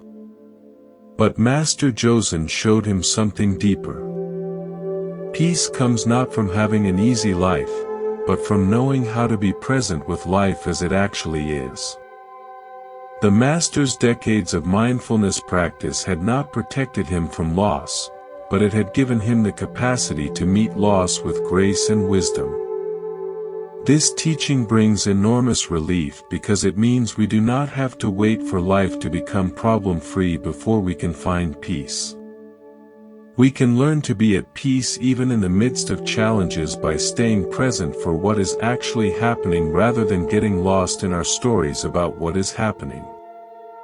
Master Kosen noticed the autumn leaves even while grieving because he understood something profound. The beauty of the world does not disappear when we suffer. The kindness of strangers does not vanish when we are in pain. The taste of simple food is still nourishing even when our hearts are breaking. When we stay present, we remain available to receive whatever support and goodness life offers, even in dark times. The young monk learned that his teacher's peace was not fragile or dependent on perfect conditions. It was rooted in a deep practice of presence that could weather any storm. This is the gift that mindfulness offers all of us, not the elimination of problems, but the discovery that we can meet any problem with awareness and grace. There is a teaching in Zen Buddhism that seems paradoxical at first. It says that we must learn to let go, to release our grip on things, to practice non-attachment. When we first hear this, it can sound like we are being asked to stop caring, to become cold or indifferent, to love nothing and need nothing. But this is not what the teaching means at all. Non-attachment does not mean we stop loving. It means we learn to love without strangling what we love with our need to possess it. It means we care deeply while also holding lightly. It means we can appreciate beauty without demanding that it stay forever, enjoy experiences without clinging to them when they pass. The Buddha taught that attachment is one of the deepest sources of suffering. Not love, but attachment. And there is a crucial difference between these two. Love wants what is best for the beloved. Attachment wants to possess, to control, to keep things exactly as they are. Love is open-handed. Attachment is a closed fist. When we cling tightly to anything, whether it is a person, a possession, an experience, or even an idea about how life should be, we create suffering for ourselves. We live in constant fear of loss. We cannot enjoy what we have because we are too busy worrying about losing it. The very thing we thought would bring us happiness becomes a source of anxiety. The Zen masters teach that true freedom comes from learning to hold life lightly. Not from having nothing, but from grasping nothing. Not from caring about nothing, but from releasing our desperate need to control everything. When we can appreciate what is here without demanding that it stay, when we can love deeply without needing to possess, we discover a peace that no loss can take away. Let us explore a story that shows how releasing our grip on things can actually allow us to enjoy them more fully. In a coastal village, there lived a fisherman named Ichiro who owned a beautiful boat that had been built by his grandfather's hands. The boat was a work of art with carved wooden details and a sail that caught the wind perfectly. It was not just Ichiro's livelihood, but his pride and joy. He would spend hours each week polishing its wood and mending its nets, keeping everything in pristine condition. Ichiro was known throughout the village as the most successful fisherman. His nets always seemed to find the richest schools of fish, and his knowledge of the ocean's moods was unmatched. Other fishermen would watch him launch his boat each morning and hope to learn from his methods. But despite his success, Ichiro had become anxious and unhappy. He had grown so attached to his boat and his reputation that fishing was no longer enjoyable. Every morning he would wake up worried about the weather, concerned about whether the fish would be running, fearful that something might damage his precious boat. He would spend the night before each fishing trip checking and rechecking his equipment, unable to sleep for all his planning and worrying. On the water, his attachment to catching fish made him tense. He would become frustrated when other fishermen had good luck in areas where he found nothing. He would cut his trips short if the fishing seemed slow, afraid to waste time. Or push himself to exhaustion when the fish were biting, terrified to miss any opportunity. One morning, Ichiro discovered that his boat had been taken during the night. Someone had cut the rope and sailed it away while the village slept. Ichiro stood on the dock, staring at the empty space, feeling as if his whole identity had vanished with the boat. The other fishermen felt sorry for Ichiro and offered to help, but most of their boats were barely large enough for one person. Only old Saburo, whose tiny weathered fishing boat was held together with patches and repairs, offered to take Ichiro out with him. Ichiro had always looked down on Saburo's poor equipment and modest catches. The old man's boat looked like it might fall apart at any moment, and his nets were so old and mended that they seemed to be made more of patches than original material. But with no other options, Ichiro reluctantly accepted the offer. As they paddled out in Saburo's small boat, Ichiro felt embarrassed and worried. How could he catch fish with such inadequate equipment? What if other fishermen saw him in this pathetic vessel? His reputation would be ruined. But something unexpected happened once they reached the fishing grounds. Without his perfect boat and carefully maintained equipment to worry about, Ichiro found himself paying attention to things he had never noticed before. He watched the way Saburo read the water, not through complicated analysis, but through simple, quiet observation. The old man would sit perfectly still for long minutes, just listening to the rhythm of the waves and feeling the movement of the current. When he cast his patched nets, he did so without any sense of urgency or attachment to the outcome. If the nets came up empty, he would simply try another spot. If they came up full, he would smile quietly and continue his work. "Saburo," Ichiro asked, "are you not worried that your nets might tear? They look like they could fall apart at any moment." The old man chuckled softly. "They might. They have torn many times before, and I have mended them. If they tear today, I will mend them tonight. If they fall apart completely, I will make new ones."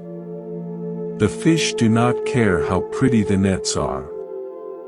As the day progressed, Ichiro found himself relaxing in a way he had not experienced in years. Without his own equipment to maintain and protect, he could simply focus on the experience of fishing itself. He began to remember why he had loved being on the water as a child, before fishing became about success and reputation. To his amazement, they caught more fish that day than he had caught in weeks with his sophisticated boat and equipment. But more importantly, he enjoyed the experience in a way he had almost forgotten was possible. "How is this happening?" Ichiro asked Saburo as they hauled in another net full of fish. "Your equipment is so simple and worn, but we are having such success." Saburo smiled as he worked. "Maybe it is because I am not afraid of losing anything. My boat is already old and patched, so I do not worry about scratching it. My nets are already mended, so I do not fear tearing them. When you are not protecting anything, you can focus completely on what you are doing." That evening, as they returned to shore, Ichiro realized that the loss of his boat had freed him from something he had not even known was imprisoning him. His attachment to his perfect equipment had been preventing him from fishing with the natural ease and attention that actually brought success. Over the following weeks, while waiting to see if his stolen boat would be found, Ichiro continued fishing with Saburo. Each day brought new discoveries about how his attachment to having the best equipment had actually been making him a worse fisherman. His constant worry about protecting his possessions had prevented him from being fully present for the work itself. When his boat was eventually recovered and returned to him, Ichiro faced an interesting choice. He could return to his old way of fishing with all its anxiety and attachment, or he could continue with the freedom he had discovered in Saburo's simple approach. He chose to keep his boat, but to fish with a different attitude. He still maintained his equipment carefully, but he no longer lived in fear of losing it. He still worked to catch fish, but he did not let his success or failure determine his peace of mind. He had learned the difference between caring for something and being enslaved by it. Years later, when young fishermen would ask Ichiro for advice, he would tell them something unexpected. Take good care of your equipment, but do not let your equipment take care of you. Love your work, but do not let your work become your prison.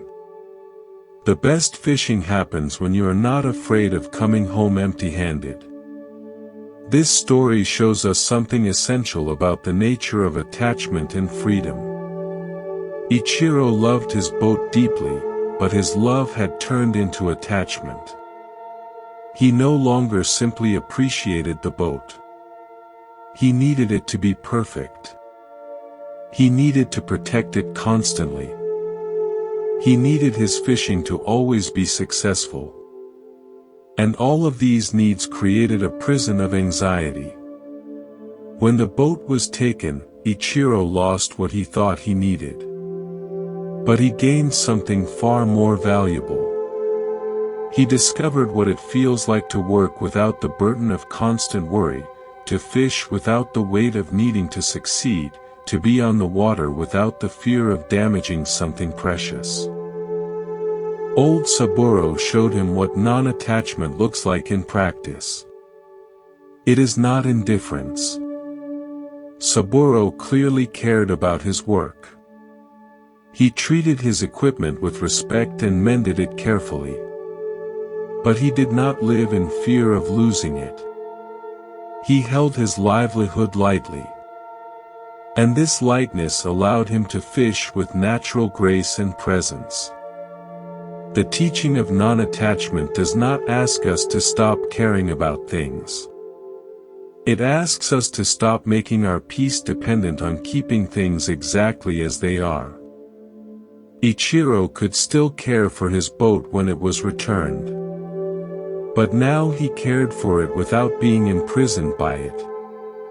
He maintained it without living in fear. He fished with dedication without letting outcomes control his well-being. This is what the Buddha meant when he taught about letting go. Not abandoning what we love, but releasing our desperate grip on it. When we hold things tightly, we cannot really enjoy them because we are too busy worrying about losing them.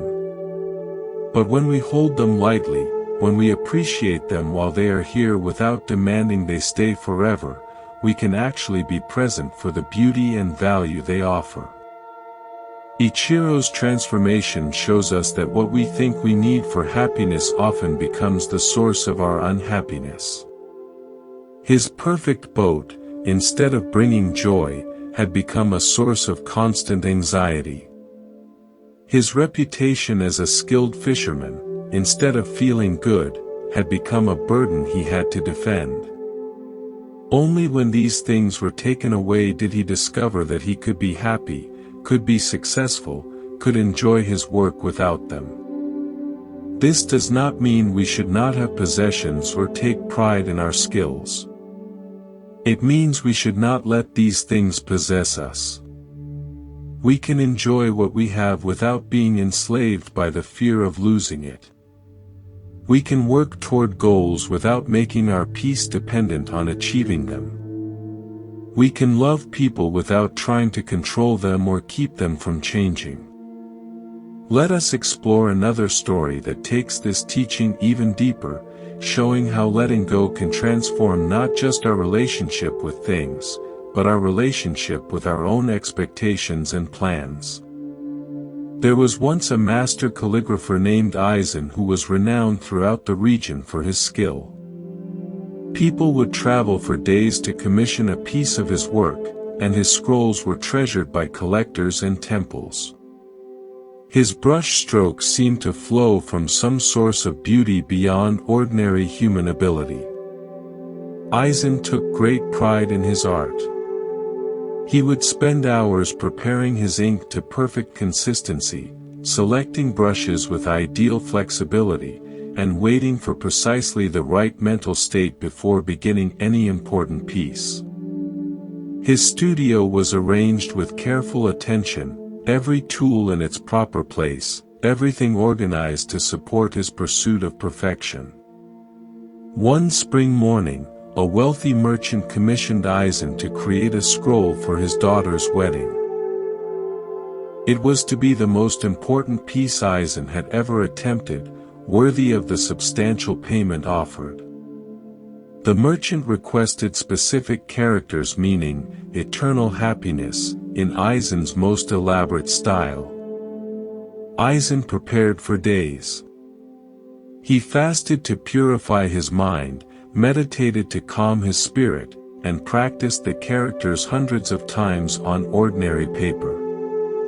When he finally felt ready, he laid out his finest silk scroll, prepared his most precious ink, and selected his most beloved brush. As he began the first character, something felt perfect. His hand moved with fluid grace. The ink flowed like water, and the character emerged with stunning beauty. Aizen's heart swelled with satisfaction. This would be his masterpiece, the piece that would establish his legacy for generations. But as he moved to the second character, a sudden gust of wine through the open window knocked over his water bowl. The water splashed across the scroll, creating a large stain right through the center of his perfect first character. Aizen stared at the damaged scroll.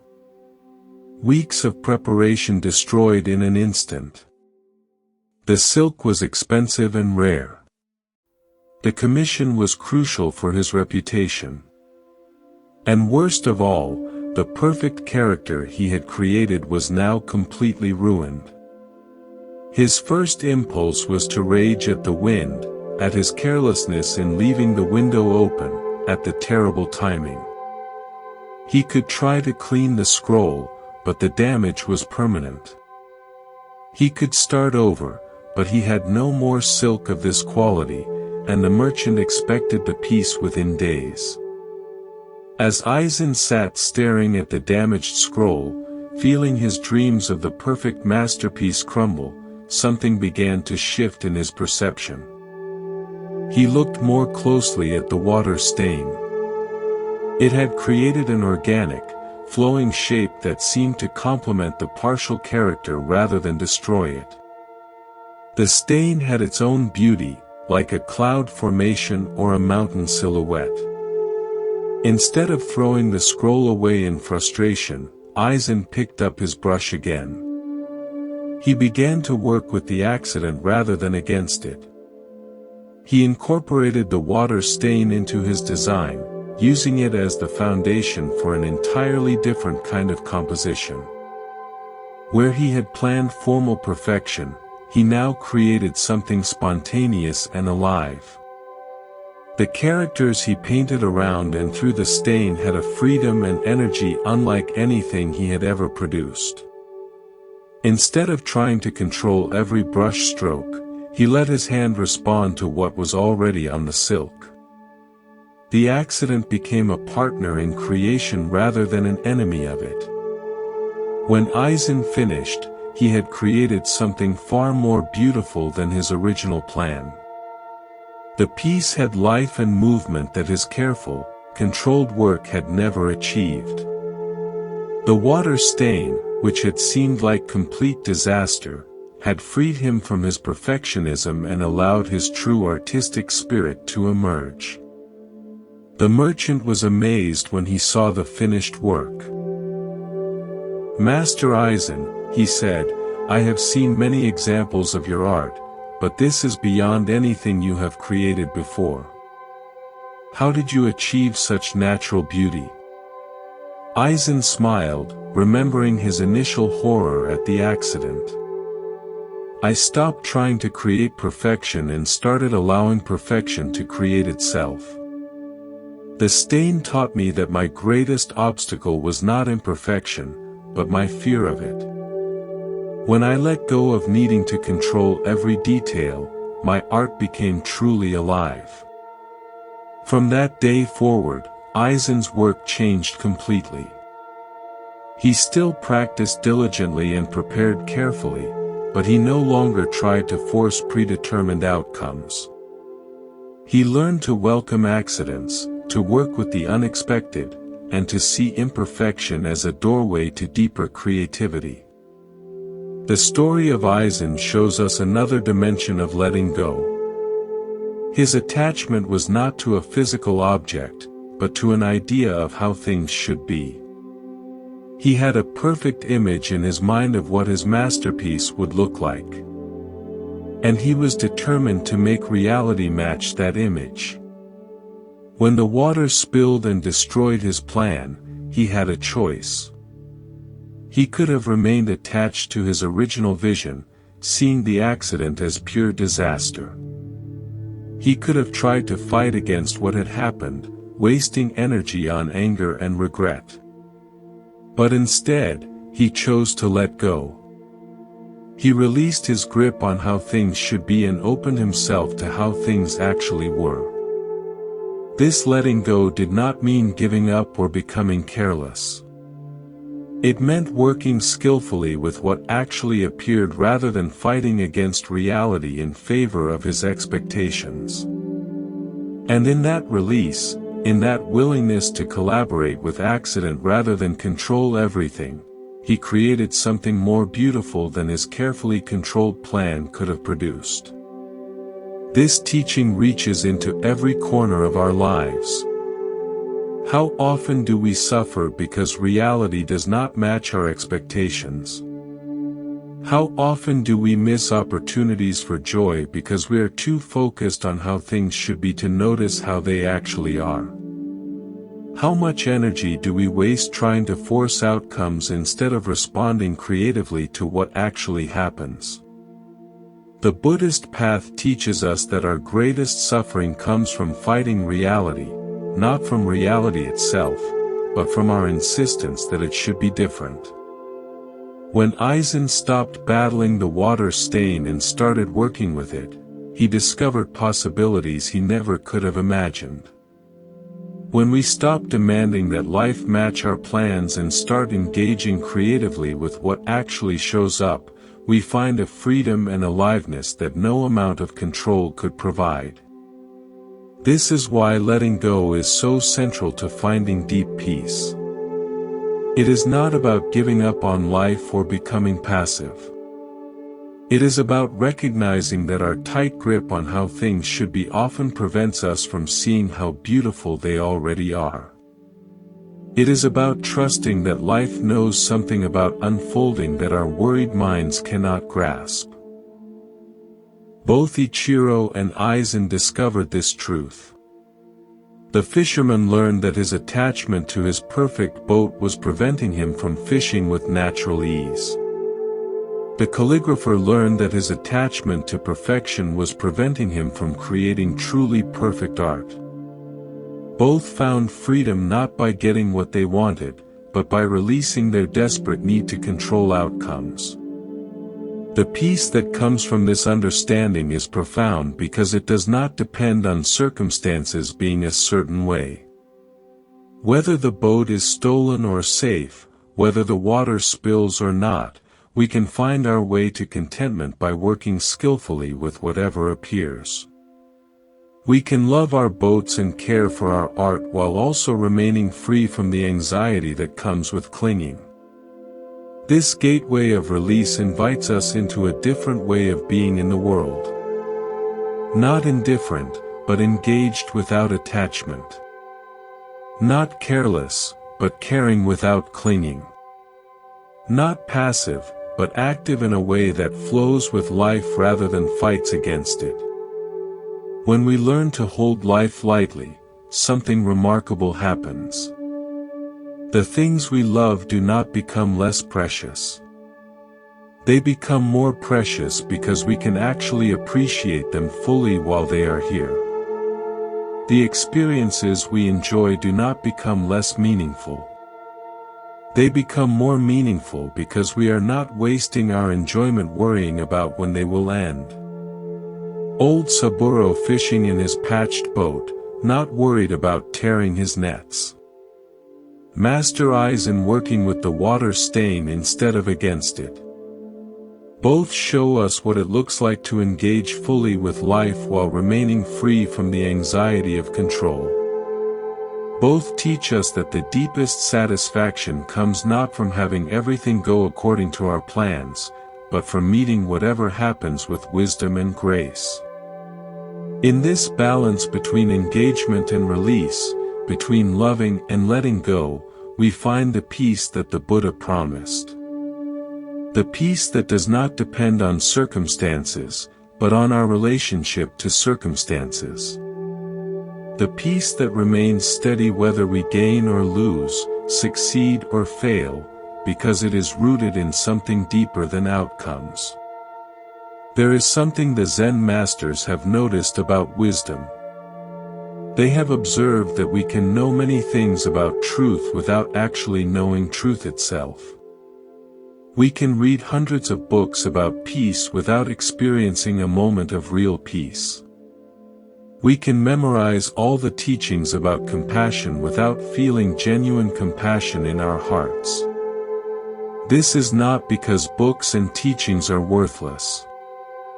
They point us in the right direction. They describe the path. But describing a path is not the same as walking it. Reading about water does not quench thirst. Studying recipes does not fill an empty stomach. And learning about enlightenment, no matter how thoroughly, does not bring the actual experience of awakening. The Buddha himself taught this. He said his teachings were like a finger pointing at the moon. The finger is helpful because it shows us where to look. But if we spend all our time studying the finger, analyzing it, discussing its shape and angle, we will miss the moon entirely. The purpose of the finger is to direct our attention to something beyond itself. This teaching is especially important in our modern world where we have access to more spiritual information than any previous generation. We can read thousands of books about Zen Buddhism. We can listen to countless talks. We can study with many teachers. But none of this accumulation of knowledge will bring us the peace we seek unless we move from knowing about to actually knowing, from understanding concepts to living truth. The Zen masters teach that wisdom must be embodied, not just understood. It must be lived, not just studied. The peace we seek comes not from filling our minds with information, but from transforming how we actually meet each moment of our lives. Let us explore a story that shows the difference between these two kinds of knowing. High in the mountains, there lived a scholar named Hayato who had devoted his entire life to studying Buddhist philosophy.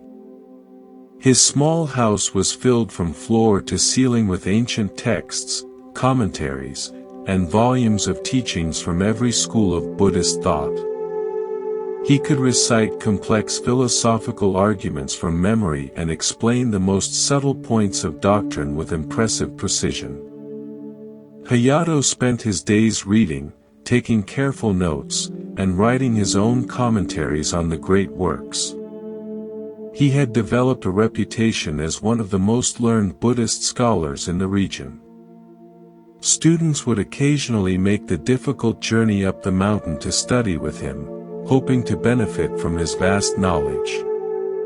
But despite all his learning, Hayato felt something was missing. His understanding was complete in theory, but when he faced daily problems or difficult emotions, his scholarly knowledge seemed to offer little help.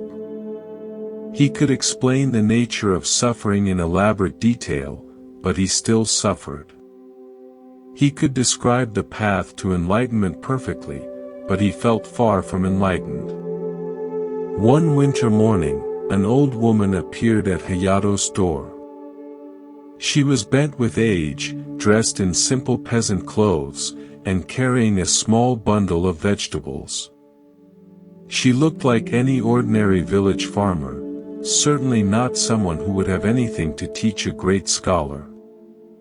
"Excuse me, sir," she said in a humble voice. "I have been walking all night through the snow, and I am very cold and tired. Might I sit by your fire for a while to warm myself?" Hayato was annoyed by the interruption to his studies, but his Buddhist training had taught him about compassion. He reluctantly allowed the woman to enter and sit by his small hearth. As she warmed herself, the old woman noticed the books covering every surface of the room. "My," she said with apparent amazement. "You must be very wise to have read so many books about Buddhism." Hayato felt a surge of pride. "Yes," he said. "I have studied Buddhist philosophy for over 30 years.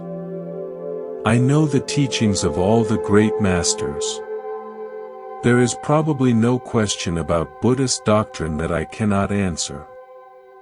The old woman looked impressed.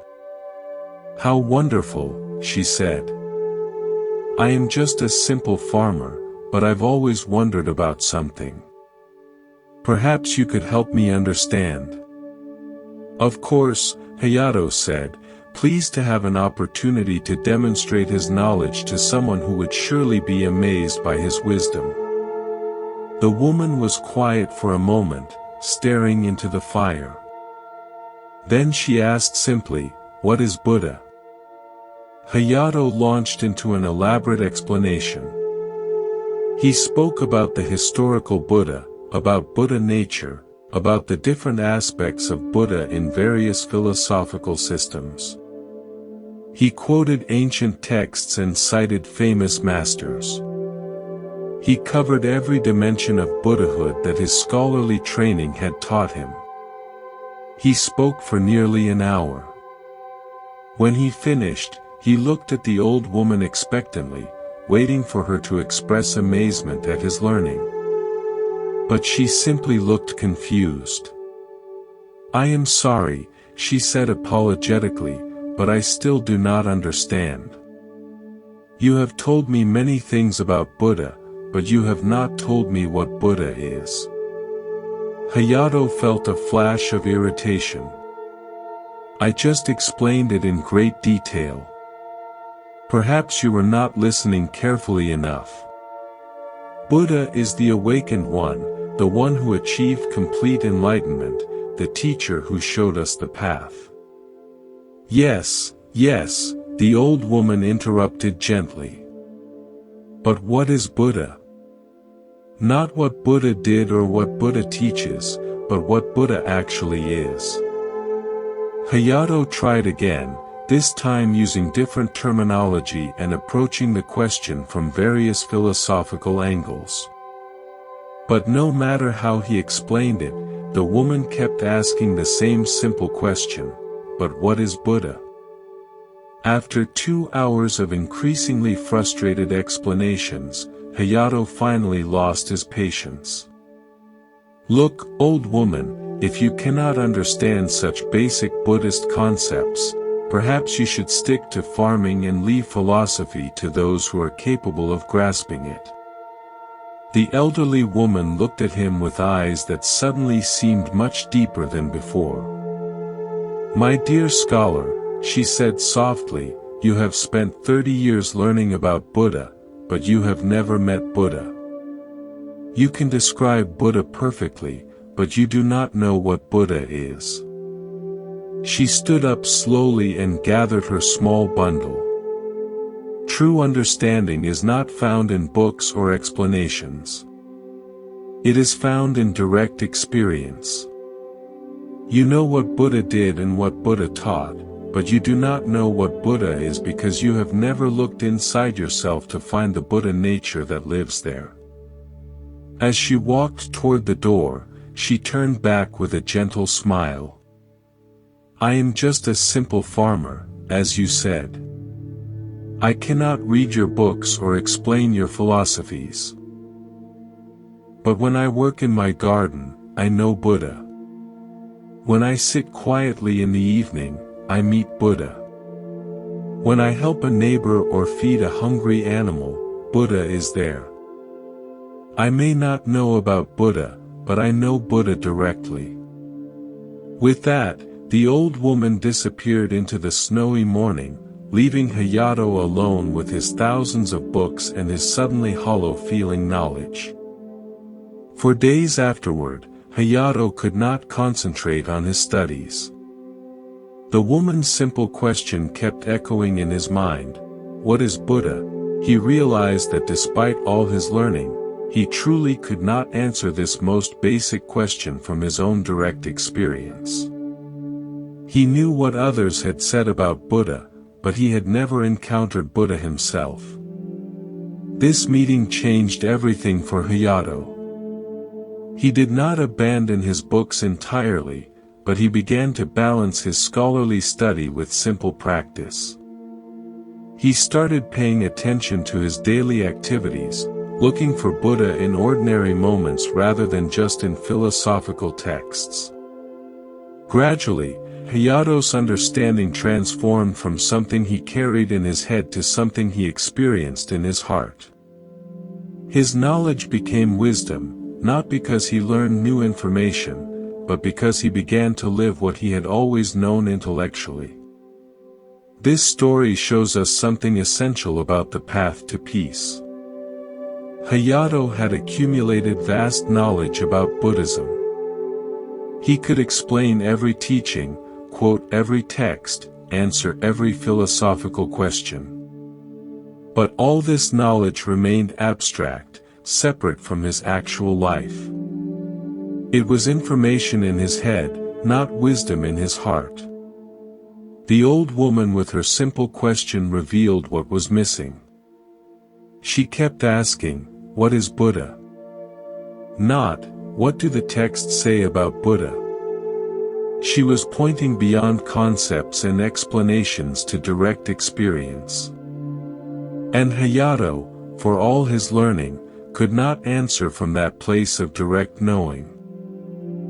This is a trap that many of us fall into, not just with Buddhism but with life itself.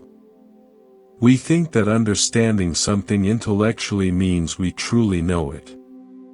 We read about love and think we understand love. We study peace and believe we know peace. We learn about presence and imagine we are present. But there is a vast difference between knowing about something and knowing it directly. The old woman knew Buddha not through study, but through living. When she worked in her garden, when she sat quietly, when she helped others, she was not thinking about Buddha nature. She was experiencing it. This direct knowing cannot be found in any book because it is not made of words or concepts. It is alive. It is felt. It is lived.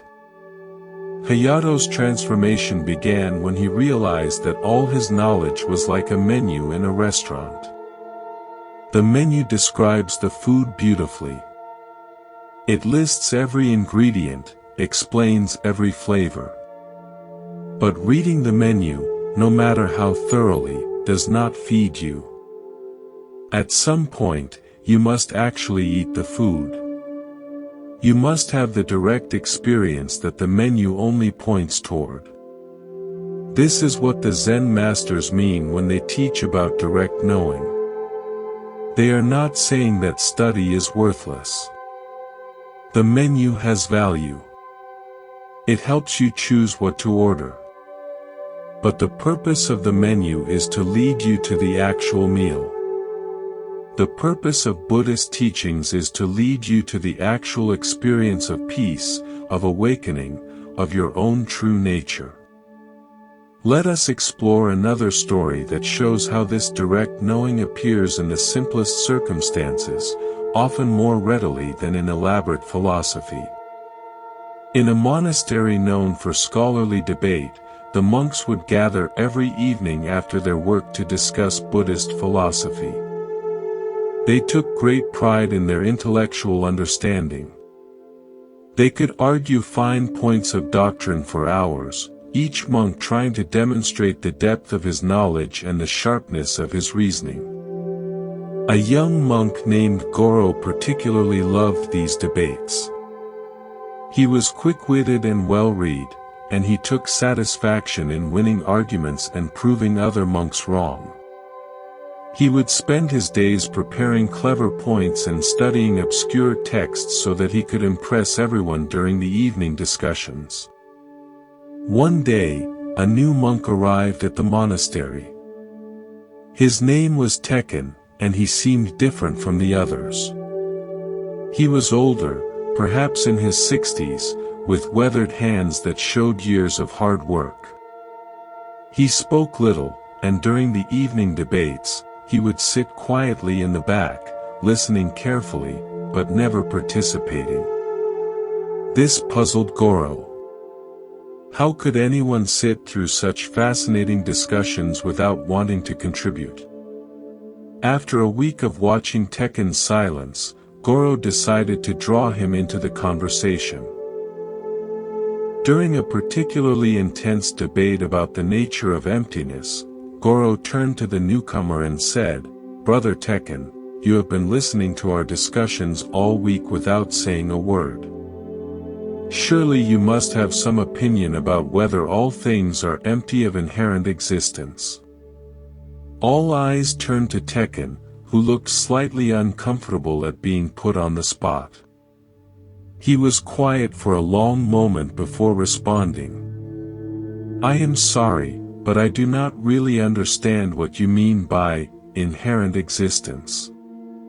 Could you explain it to me?" Goro was delighted. Here was a chance to display his knowledge to someone who was clearly less educated than himself. He launched into a detailed explanation of emptiness philosophy, using technical terms and citing ancient masters. He spoke for 20 minutes. When he finished, Tekken nodded slowly.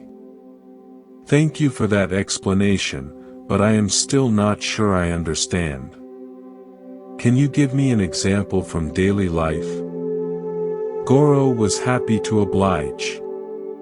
He spent another 20 minutes providing examples and elaborating on his understanding. But when he finished, Tekken asked another simple question that showed he still did not quite grasp the concept. This pattern continued for several evenings. Tekken would ask basic questions that seemed to reveal his lack of sophisticated understanding, and Goro would respond with increasingly elaborate explanations. The other monks began to see Tekken as somewhat simple, unable to grasp the complex ideas they debated so skillfully. But something strange began to happen. As Goro tried to explain these concepts to someone who seemed to know nothing about philosophy, he found himself having to examine his own understanding more carefully. Tekken's simple questions forced him to think about what he actually meant by the words he used so confidently. One evening, Tekken asked a question that stopped Goro completely. "Brother Goro, you have explained emptiness to me many times now, and I am grateful for your patience. But I wonder, when you are not explaining emptiness, when you are just living your daily life, how does this understanding change the way you wash dishes or sweep floors?" Goro opened his mouth to answer, but no words came. He realized that despite all his sophisticated explanations, his understanding of emptiness had never actually changed how he experienced ordinary activities.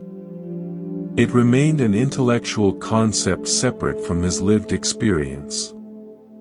"I am not sure," he admitted, feeling embarrassed for the first time in years. Tekken smiled gently.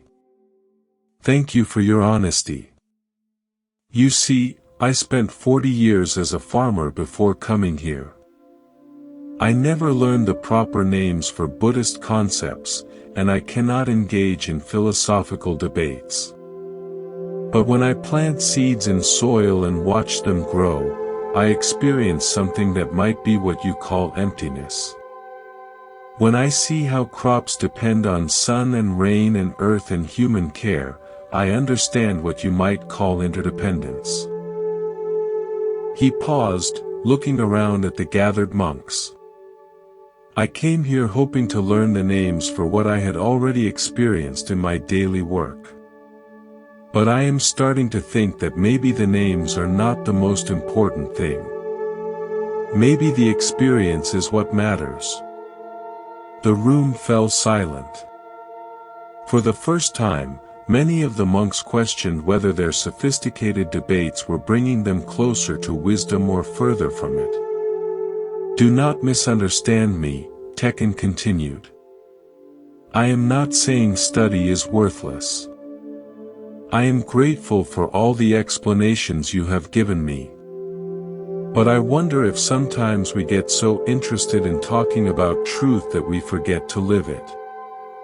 From that night forward, the character of the monastery's evening gatherings began to change. Instead of trying to win debates about concepts, the monks started sharing how their understanding affected their daily experience. Instead of competing to show off their knowledge, they began asking genuine questions about how to live with greater wisdom and compassion. Goro discovered that Tekken's simple questions had been far more valuable than all his clever arguments. By forcing him to examine what his knowledge actually meant in practical terms, the older monk had helped him begin to transform intellectual understanding into lived wisdom. The story of Tekken and Goro shows us another dimension of this teaching about direct knowing. Goro had spent years accumulating knowledge about Buddhist philosophy. He could explain complex concepts, win debates, impress others with his understanding. But Tekken's simple questions revealed that this knowledge remained abstract, disconnected from actual life. Tekken's approach was the opposite of what we might expect. Instead of trying to learn more information, he was trying to connect information to experience. Instead of seeking to impress others with knowledge, he was genuinely curious about how understanding could improve daily life. The questions Tekken asked were more valuable than all of Goro's explanations because they pointed toward the gap between knowing about something and knowing something directly. We can memorize every teaching about compassion, but until we actually become more compassionate in our daily interactions, our knowledge remains incomplete. This teaching offers relief because it means we do not need to become scholars or experts to benefit from Buddhist wisdom. We do not need to understand every philosophical nuance or memorize complex texts. We simply need to take whatever understanding we have, however basic, and begin applying it to our actual experience. The deepest wisdom comes not from reading more books, but from paying more attention to life. Like Tekken understanding interdependence through farming, we can discover profound truths through our ordinary activities when we bring genuine awareness to them. The washing of dishes can teach us about impermanence. The caring for others can teach us about compassion. The simple act of breathing can teach us about presence. This is what the old woman meant when she told Hayato that she knew Buddha through her daily work. She was not being poetic or mystical. She was describing direct experience. When she helped a neighbor, she was not thinking about Buddhist teachings on compassion. She was simply being compassionate. And in that actual experience of kindness, she knew something that no amount of reading about compassion could provide. When we stop trying to figure everything out with our thinking minds and start experiencing life directly with our whole being, we discover that wisdom was never hidden in books or teachings. It was always here in the simple reality of this moment, in the breath moving through the body, in the feeling of being alive, in the natural compassion that arises when we truly see another person's struggle. Hayato spent 30 years studying what Buddha said, but he had never met Buddha in his own direct experience. Goro could explain emptiness perfectly, but he had never experienced how that understanding might transform ordinary activities. Both discovered that real wisdom requires moving from the head to the heart, from concept to experience, from knowing about to actually knowing. This gateway of direct knowing invites us to trust our own experience more than our ideas about experience. To value actual peace more than thoughts about peace. To seek real understanding more than impressive knowledge. This does not mean abandoning learning or study. It means using what we learn as a guide for how to live, not as a substitute for living. The old woman working in her garden, meeting Buddha in the simple act of tending plants. Tekken asking basic questions, seeking to connect philosophy to the reality of sweeping floors and washing dishes. Both show us what embodied wisdom looks like. Both teach us that the peace we seek is not hiding in complex teachings waiting to be understood. It is here in the direct experience of this moment, waiting to be lived. We have traveled together through many teachings. We have explored impermanence and learned to trust the flow of change. We have opened the tender heart to compassion for ourselves and others. We have discovered that we are not as separate as we think. We have practiced being fully present for this moment. We have learned to hold life lightly, releasing our desperate grip. We have moved from knowing about to actually knowing. All of these gateways, all of these teachings, all of these stories have been pointing to one simple truth: the peace you seek is already here. It is not hidden. It is not far away. It is not something you must achieve through years of practice or perfect understanding. It is here now, closer than your own breath. This is perhaps the most profound teaching in all of Zen Buddhism, and also the most easily missed. We are so accustomed to seeking, to striving, to trying to become better that we overlook what is already present. We are like someone searching frantically for glasses that are resting on top of their head. The very thing we seek is what we are looking through. The Buddha sat under a tree and saw the morning star, and in that moment he awakened. But he did not become something he was not before. He simply recognized what had always been true. He saw that the peace, the freedom, the completeness he had been seeking was his own true nature. It had never been missing. He had simply been looking in the wrong direction. The Zen masters teach that this recognition is available to everyone in every moment. We do not need special circumstances or perfect conditions. We do not need to be wiser or better or more spiritual.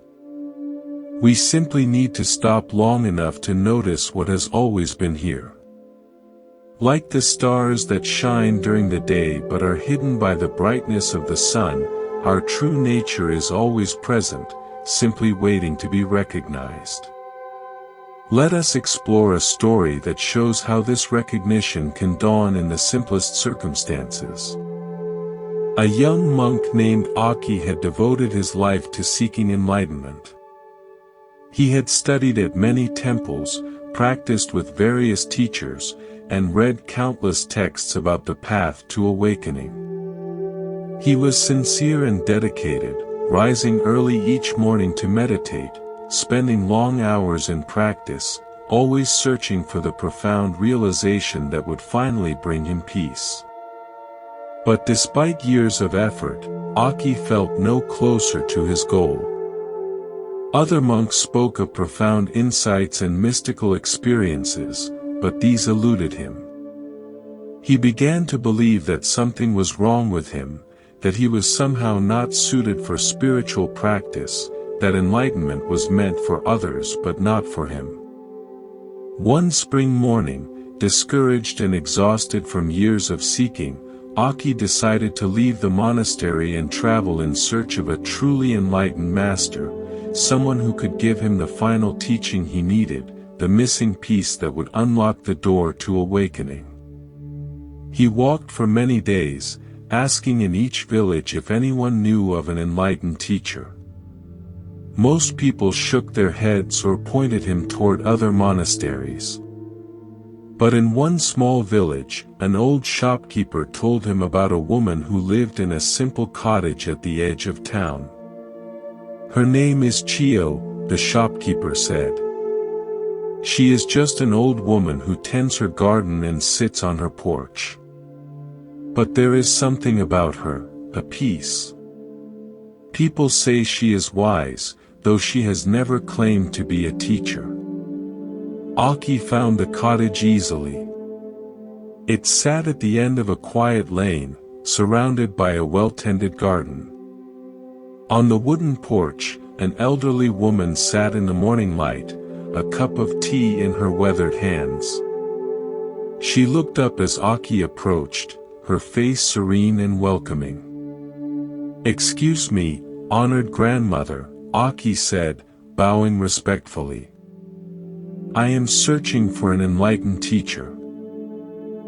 The shopkeeper suggested I speak with you. Chio smiled gently. "Please sit. You look tired from your journey." Aki settled on the porch steps, grateful for the invitation to rest.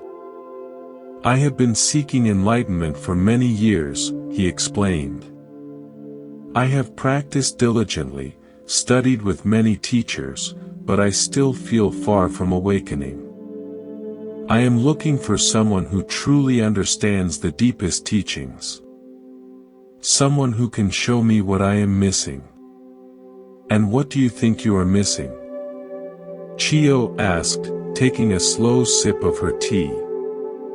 "The experience of enlightenment," Aki said. "The profound realization that brings lasting peace. I know it exists because the texts describe it, but I have never experienced it myself." Chio was quiet for a moment, looking out at her garden where morning light touched the leaves of vegetables growing in neat rows. "Tell me, what does this moment feel like to you right now?" Aki was surprised by the question. "What do you mean?" "Right now, sitting here on this porch. What is your actual experience?" Aki paid attention to what he was feeling.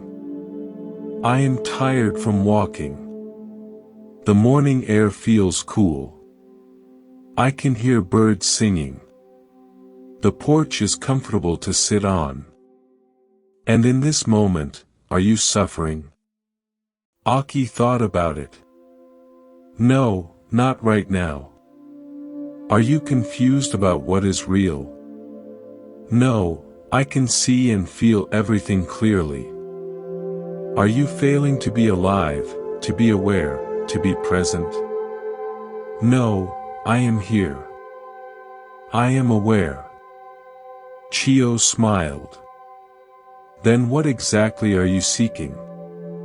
The question landed like a stone in still water. Aki opened his mouth to answer, but found he had no words. In this moment, he was not suffering. He was not confused. He was simply here, aware, alive. What was missing? "I have been sitting on this porch every morning for 40 years, Chio said softly. "Watching the sunrise, feeling the air change with the seasons, listening to birds and wind and rain. Each morning is the same. Each morning is completely new. And each morning I discover that everything I need is already here." She gestured to the garden, to the sky, to Aki himself. "You asked about enlightenment as if it is something far away that you must travel to find. But what if it is simply this? Simply being aware. Simply being alive. Simply meeting this moment without needing it to be different." Aki felt something shift inside him. For years, he had been seeking a special experience, a dramatic realization, some feeling that would prove he had finally arrived. But sitting on this simple porch with this ordinary old woman, he suddenly saw the absurdity of his search. He had been complete all along. The awareness that was seeking enlightenment was itself the enlightenment he sought. But the texts describe profound experiences, Aki protested weakly. Visions, insights, transformations. Some people have such experiences, Chio agreed. But they are not the point. They are like beautiful scenery along a road. The scenery may be lovely, but it is not the destination. The destination is simply arriving here, fully, in this moment that is always available. She poured another cup of tea and offered it to Aki. When you drink this tea, do you need a special experience to make the drinking real? Or is the simple act of tasting, swallowing, feeling the warmth, is that not enough?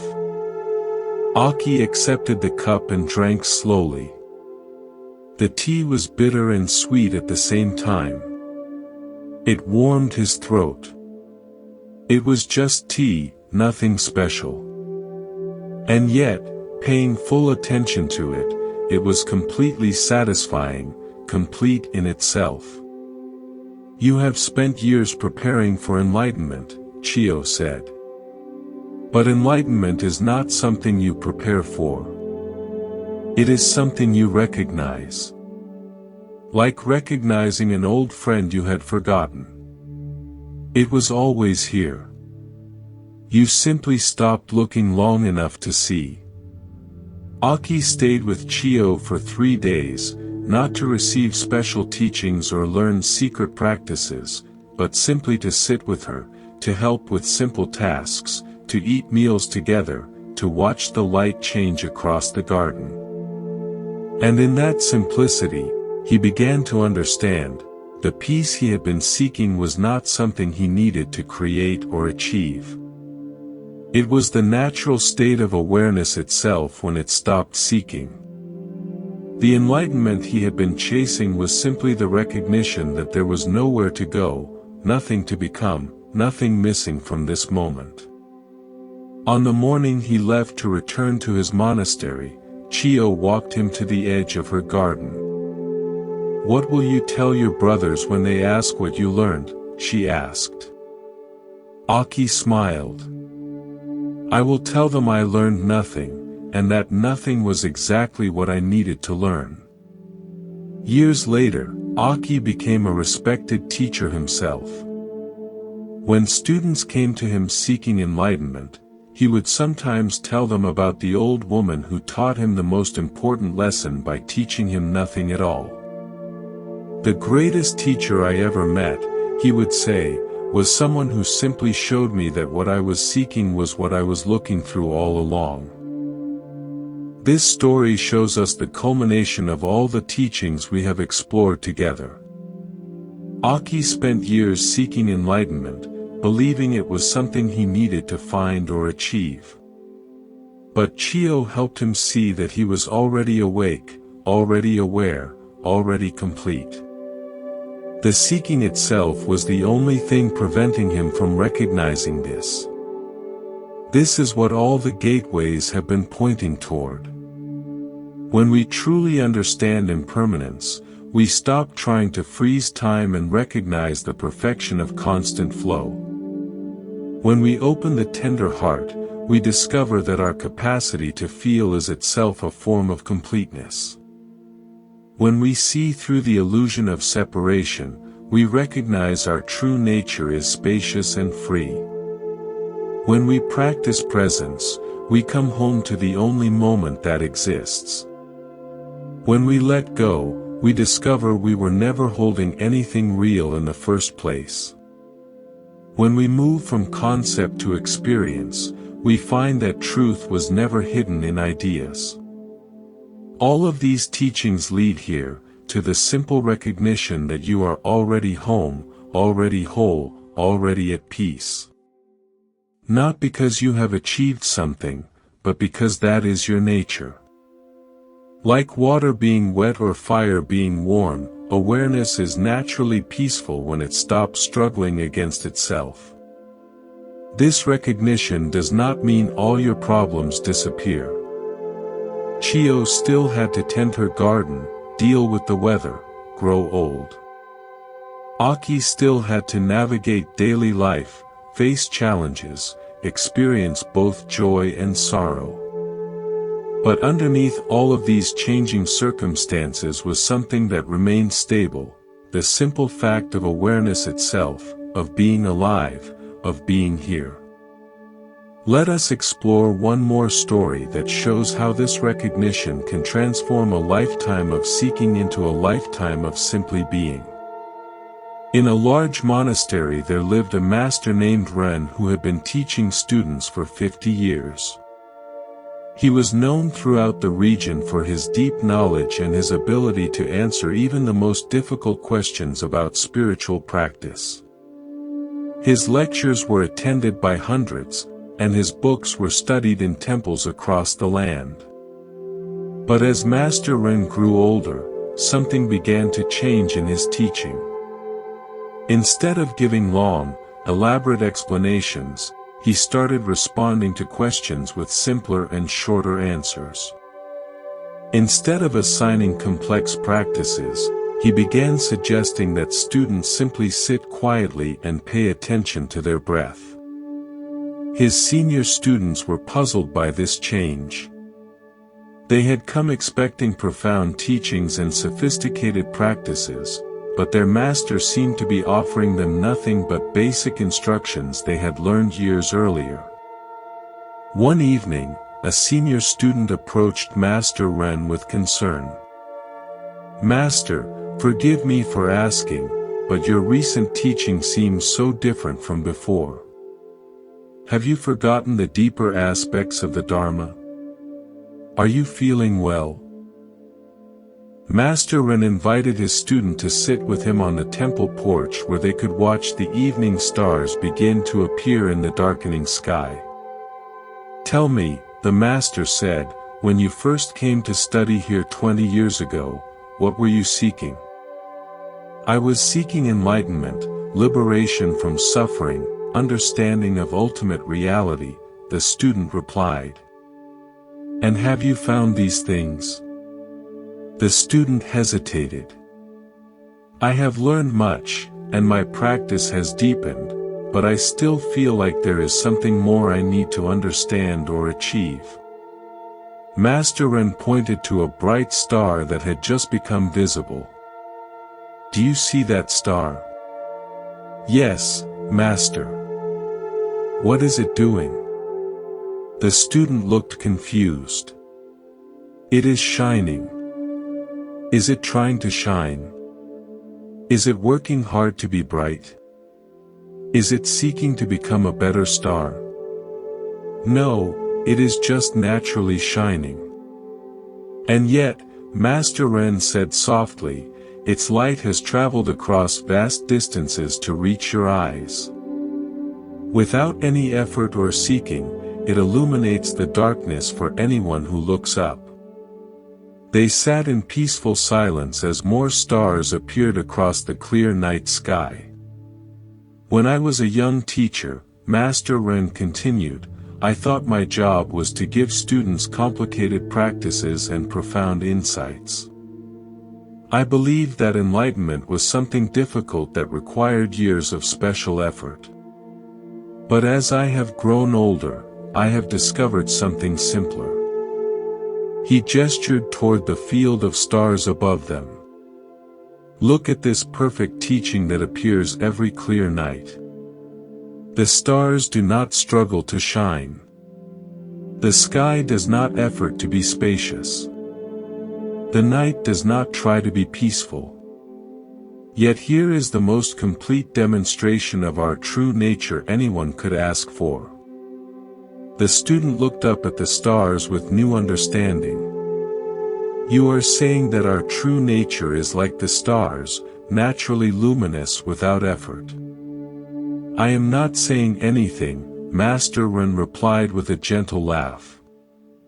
But what do you experience when you stop trying to figure everything out and simply rest in awareness, like the space that holds all these stars? As they continued sitting together in the quiet night, the student gradually felt his mind settling into a natural stillness. The questions and seeking that usually filled his thoughts seemed to dissolve into the peaceful vastness of the evening. He was not trying to meditate or achieve any particular state. He was simply present, like the stars simply shining. "Master," he said quietly, "I think I understand why your teaching has become so simple." "Why is that?" "Because what we are looking for is already so simple that complex teachings only cover it up." Master Ren nodded. "After 50 years of teaching, I have learned that the most profound truth is the most obvious one. Students come seeking complicated wisdom, but what they really need is to remember how to rest in their own natural awareness." He stood slowly, preparing to go inside for the evening. The stars have been giving the same teaching every night for millions of years. They shine simply because that is their nature, not because they are trying to achieve anything. When we discover that we too can simply be what we are without struggling to become something else, we find the peace that has always been available. That night, the student slept more deeply than he had in years. Not because he had learned something new, but because he had finally relaxed into something old and natural and always present.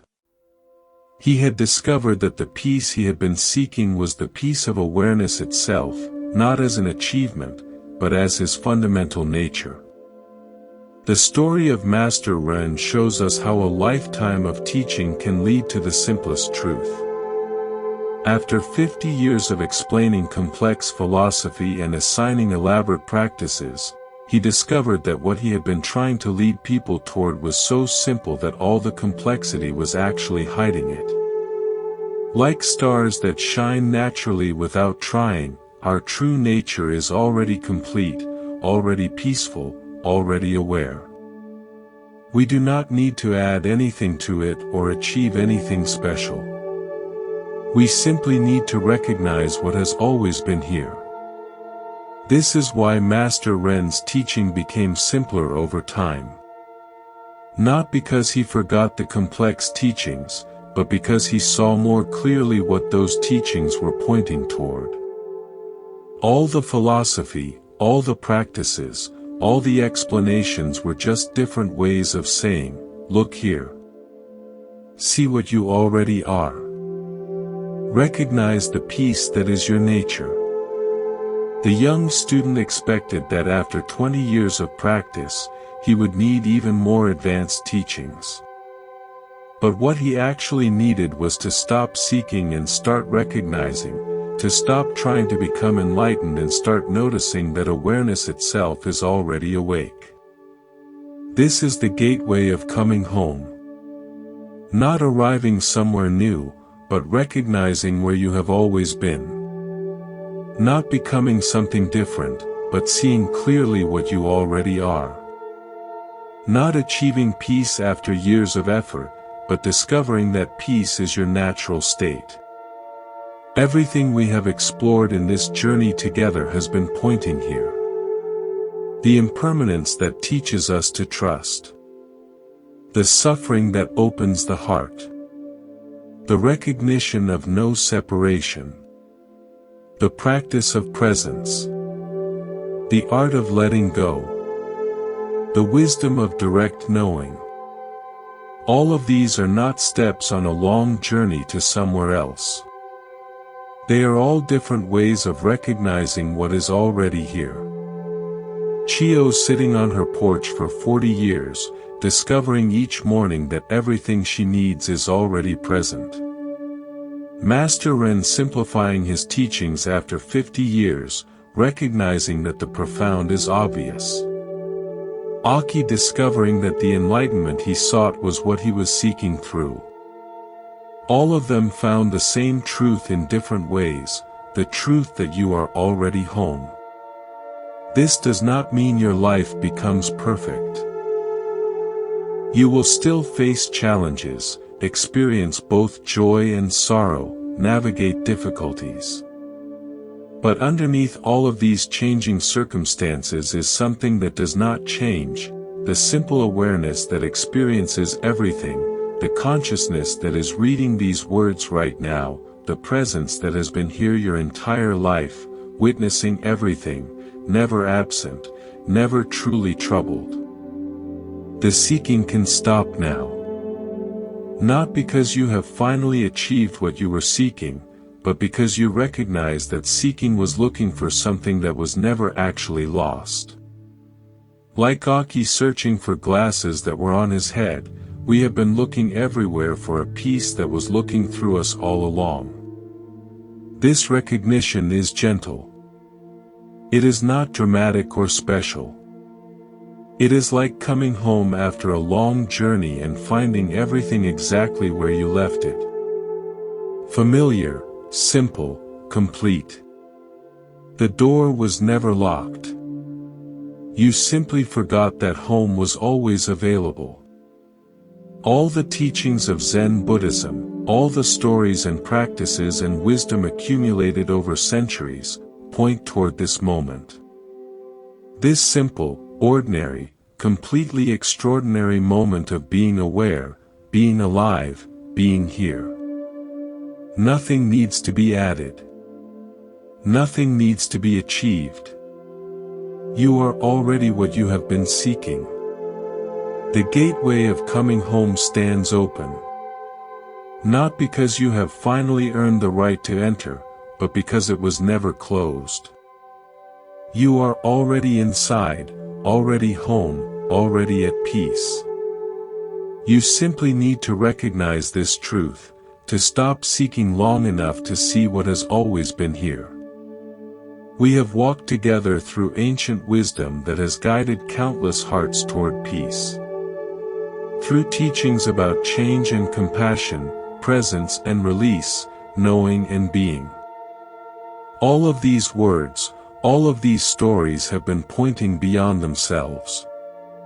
Like fingers pointing at the moon, they have been directing your attention towards something that cannot be captured in language, the living peace that is your own true nature. You do not need to remember everything we explored tonight. The teachings are not meant to be carried in your mind like a heavy load. They are meant to dissolve into your being like medicine absorbed into the body. The understanding will work in you naturally, in its own time, without any effort on your part. As you rest now, know that you have received something precious.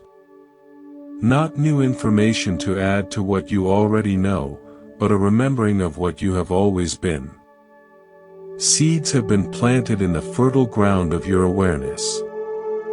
They will grow in their own season without your worry or tending. There is nothing more you need to do tonight. The path continues not through striving, but through the simple allowing of life to unfold. Like the morning star that taught the Buddha, life itself will continue to teach you moment by moment if you remain open to its lessons. May you rest deeply in the peace that is already yours. May you wake tomorrow with a gentle recognition that you are exactly where you need to be. May you meet each moment with the kindness and wisdom that these teachings have pointed toward. Thank you for walking this path with us. Thank you for opening your heart to these ancient truths. Thank you for being exactly who you are. Sleep well. And thank you for joining us here at Monk's Moon Temple.